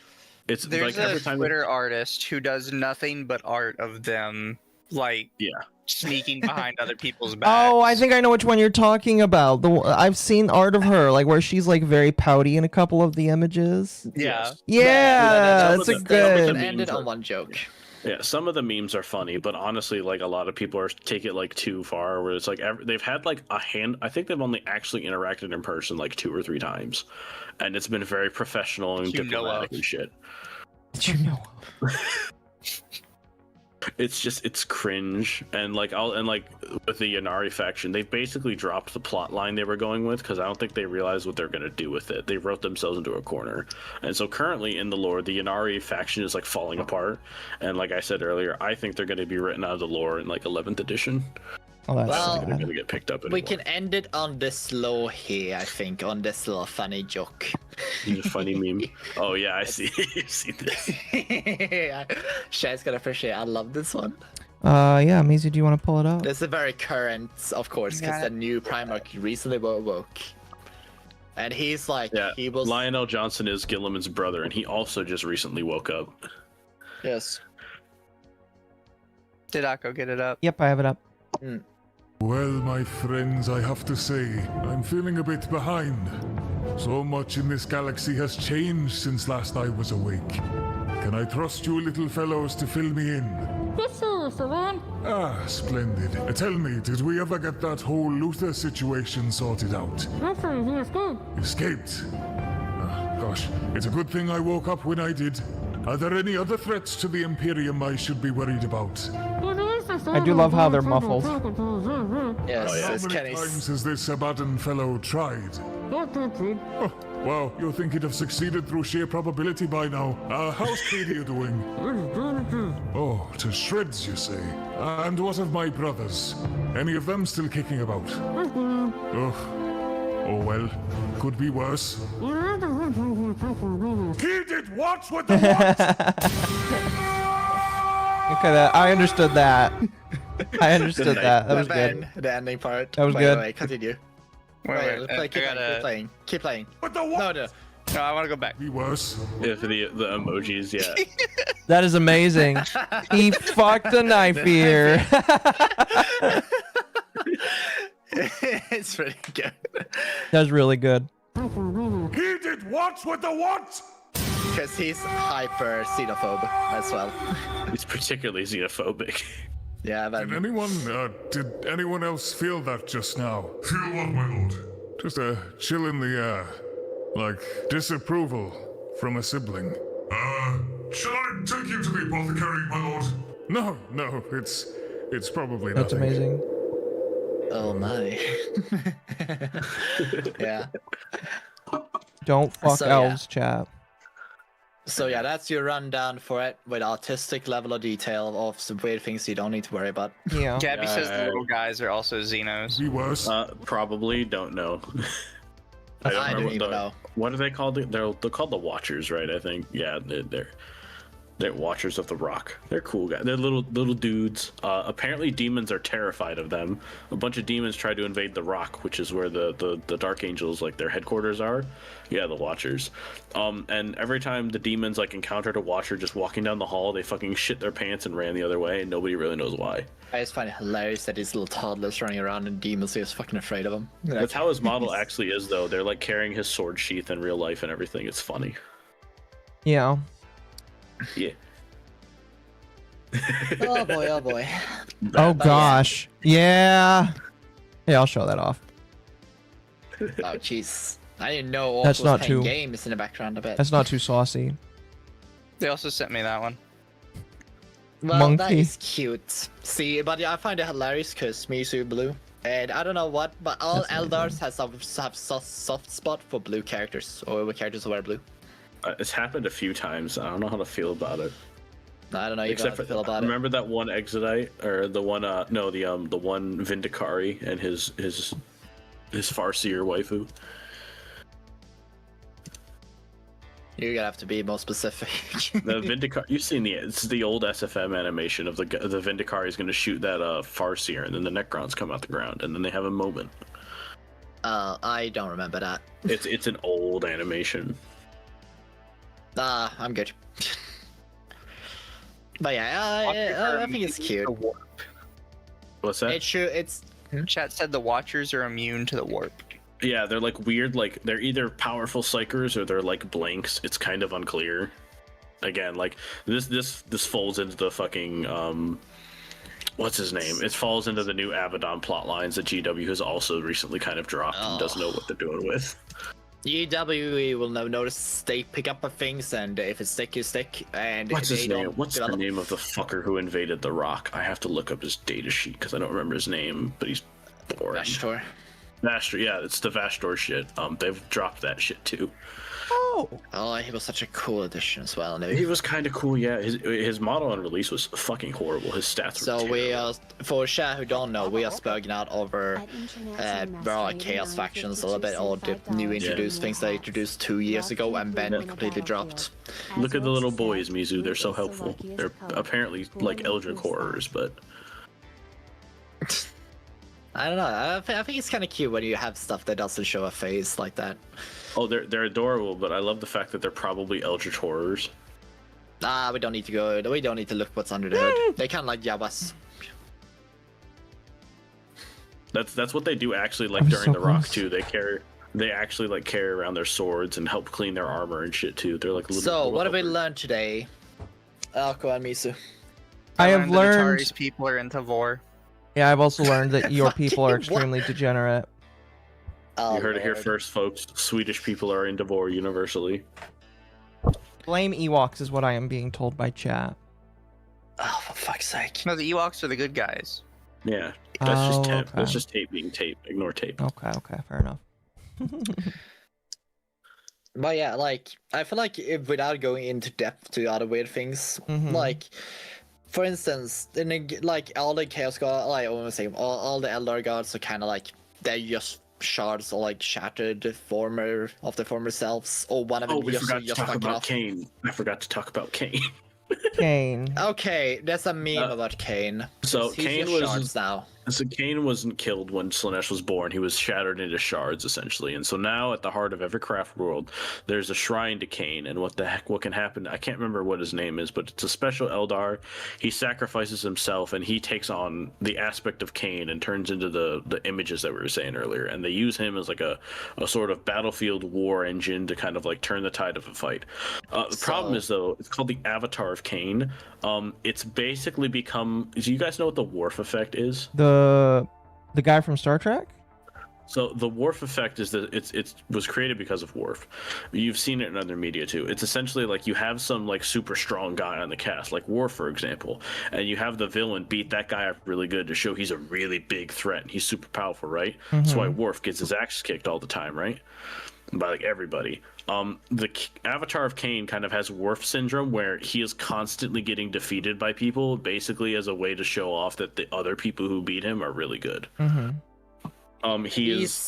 He doesn't get a lot of wins. He gets dunked by named characters to show they're powerful. Yeah, like it's kind of like a badge of honor that a named character like kicks an Avatar of Kane's ass. Like he's supposed to be the aspect of like a primal god of like war and shit, and he's constantly getting beaten by just regular space marines. It has happened a little bit too many times where people now feel bad for Kane and say, "Oh, give the poor guy a win already." Attari, you might know a little more than me. I don't think the Avatar of Kane has won a single battle against a named character. Oh, okay. Now you fucked me when you said named character.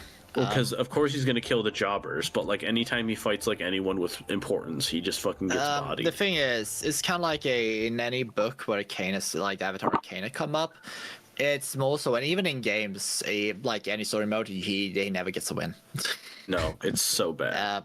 But it is just a angry like shard of a god essentially that just walks around the battlefield. Like he's actually super cool in lore and has a bunch of really cool powers and shit. His blood is molten iron and shit, but he just gets bodied by every named character he fights. Is this GIF like That's from a Hammer and Bolter episode. Like everything in 40k, they're blazed to hell and back, but then bodied by any named character. Honestly, that's typically how it goes.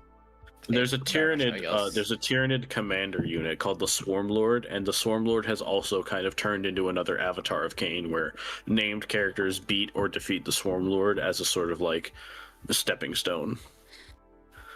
Kane is worse because I will show you. Kane has definitely lost way more. At least the Swarm Lord like did cool shit on Macragge, but like Kane just fucking. Oh shit, I can't find it. It's another meme because there is memes where they fight, and it's the fight of the kinda, as he mentioned, the name I forgot what he called it, that kind of thing. And the Swarm Lord just bought like the Swarm Lord just looked at him and just threw a body like his soldiers at a Kane. Like after Kane, he just won that. Yeah, even the Swarm Lord kills Kane, which is like Jesus Christ, guys, come on. Have some respect. He's actually really cool on the tabletop, and he's kind of spooky because he's really the only serious melee threat the Eldar have in like a tough unit. He's like their only seriously tough unit. So yeah, and I think like these are the major points to see with the Eldar essentially without going too much deep into it. Obviously, like overall. So Eldar, don't really trust them. They're out there for themselves a lot of times. They are very scrawny. Orcs call them scrawnies or spikies, depending on what they are. There is. I can't imagine why the big beefy race that are made out of mushrooms would call the tiny race a bunch of scrawnies. Yeah, well, they are. Also, can't imagine whatsoever. They're also physically weak. Like the Eldar get by being like incredibly nimble and dexterous, but if you get a solid hit on them, they will crumple like a wet newspaper. Like because there are D&D versions of this called Rogue Trader, and in the rule set, all Eldars have unnatural agility ×2, and all orcs have unnatural toughness ×2. So they all like kind of like they're on the different spectrum of like kind of thing. And also Eldars have a lot of the armors and stuff are just like it is perfected to the point to be like some of the lightest gear you can wear essentially. It's incredibly great, but it's like it's not durable in the slightest. No, well, it's not meant to be hit. I know, which is retarded. But anyways, because Wraithbone is simultaneously one of the strongest and weakest materials the Eldar have, depending on what the writer says. Mm-hmm. Like Wraith Knights are stupid durable, taking tank shots all day, but you know that striking Scorpion. Oh, you sneezed on him funny, and his head blew up. It's like an iPhone chat. The first iPhones, you sneeze on it, you drop it in the water, and broke. Yeah, it's iPhone versus Nokia. Anyways, chat. I believe I'm gonna send you guys off to Royan. You send people off to Royan. Yeah. I have a question for Akko's chat. There's a video game where it depicts the avatar of Cain, like actual process being created. I need to remember the name because I want to find the clip, and I'm asking you for help because I'm lazy, and I can't find it on my own. It's an old it's an old hexagonal like strategy game, kind of like fucking StarCraft.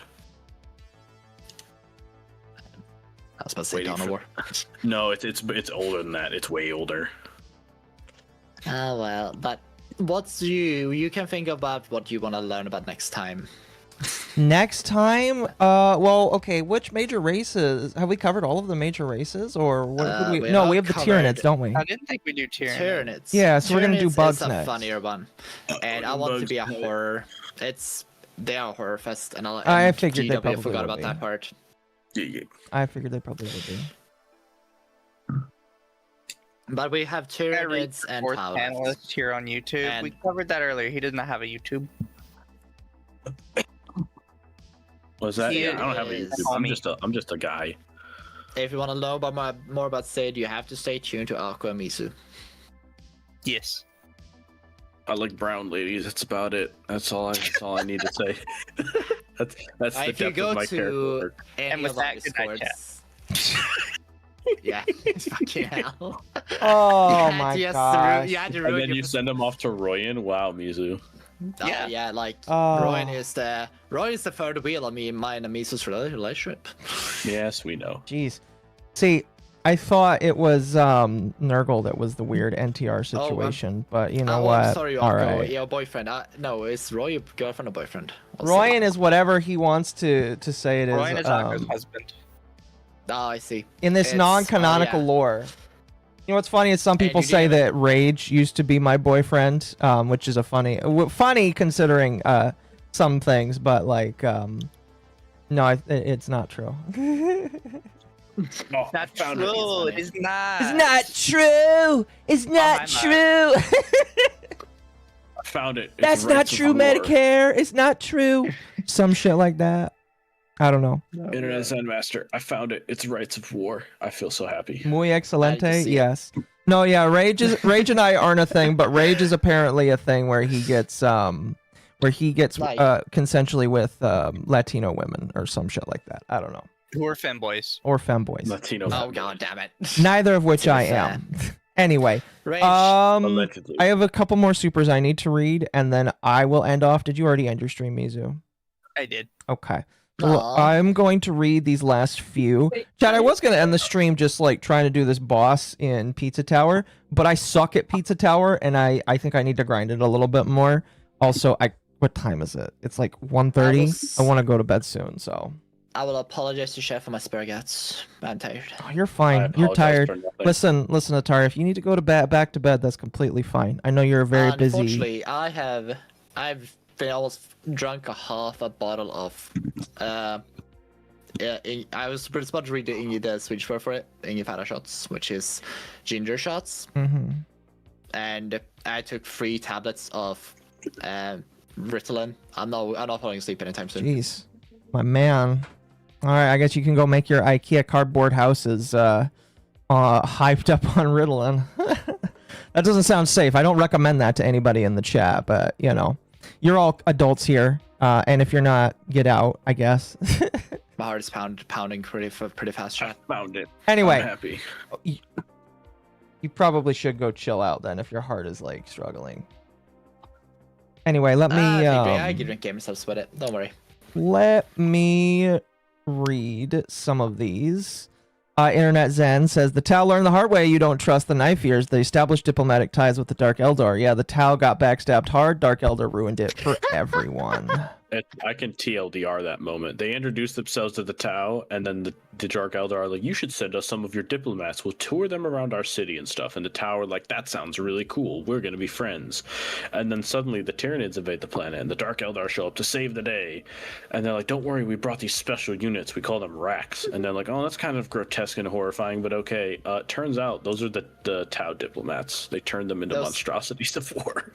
You know, they were the Racks, they were the Crones. Oh, boy. It doesn't matter.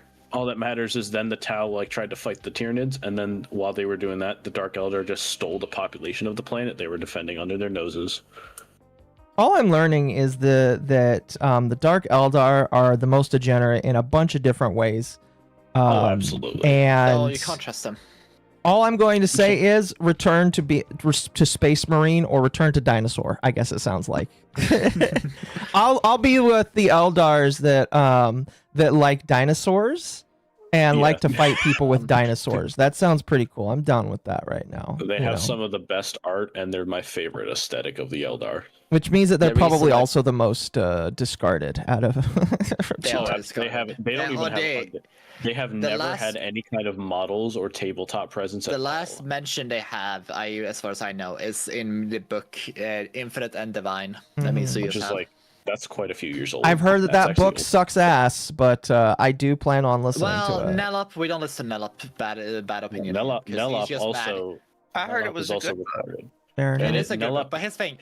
A lot of Warhammer community loves the book, and Nelop just hates whatever the new people like. Yeah, Nelop is what we Nelop is the new people. Nelop is what I like to call smooth-brained. So, no wrinkles in his brain, no thoughts up there. Just send a horse on him. Yeah. Yeah. I blame the British part, but it's okay. Anyway. Internet Zen says again, Watchers of the Throne series is where Dark Eldar helped prepare the throne. It's canon, but it was never confirmed on how long their fix lasted. I believe we already talked about that. It wasn't really working, and that's also like a relatively recent thing that happened anyway. So it's like no one knows if it actually is doing anything. Again, by Internet Zen, love can bloom on the battlefield. As Orc said, blue is the luckiest color. Guilliman proves that. True.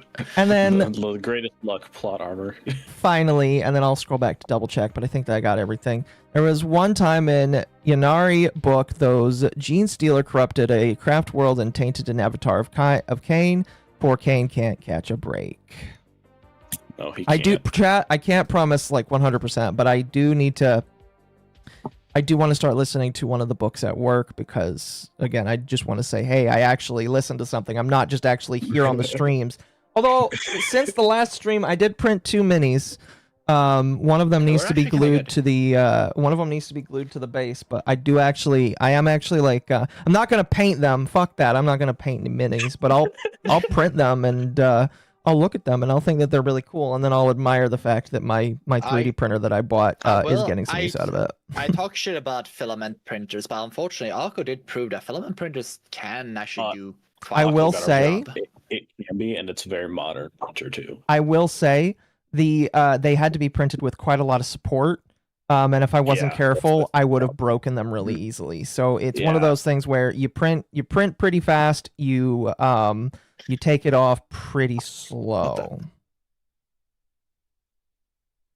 Dark Eldar is almost as bad as Amazon. Unironically, they would have Amazon factories as a torture supplement. Oh my god, Mizu, that's crude. They'd bring out the piss bottles. Mizu, you don't get piss bottles. Yeah. The Mizu, you can't just send that. It's just Why a not? gun. Yeah. It's just a gun, Attari. Shut up. Oh my gosh. People are very lonely on Valentine's Day, and you know what? That's okay. Anyway, chat, I'm sending you to Yellow Flash because Yellow Flash is pretty cool. I like him. If you're on Twitch, how you know Arco and Royan is on a bad terms. It's their breakup week. I'm sorry. Is incoming. I'll send people to Royan over on Twitch. Oh, is he play? It looks like he's playing some sort of Arcade light. Oh, that looks neat. What is that? Absalom. He's playing Absalom. Anyway, chat. Might stream tomorrow. I'm actually really interested in editing this video right now. I'm sure if you've edited long form videos, you know the feel. Want to get it out before like people forget that it exists. So I'll be trying to edit at least 30 minutes of my video tomorrow out of like the 2 hours I've got recorded. So we'll see. Maybe we'll do something before Hump Day, or not Hump Day. Dog Wave. We'll see. And yeah, you guys have a good night. You guys have a good night. If you're on Kick, I'll send you the Leaflet, because Leaflet is playing games with Mom. It looks I can't believe Akko sending his smallest audience over to Royan. The divorce is definitely incoming. All right, chat. Good night.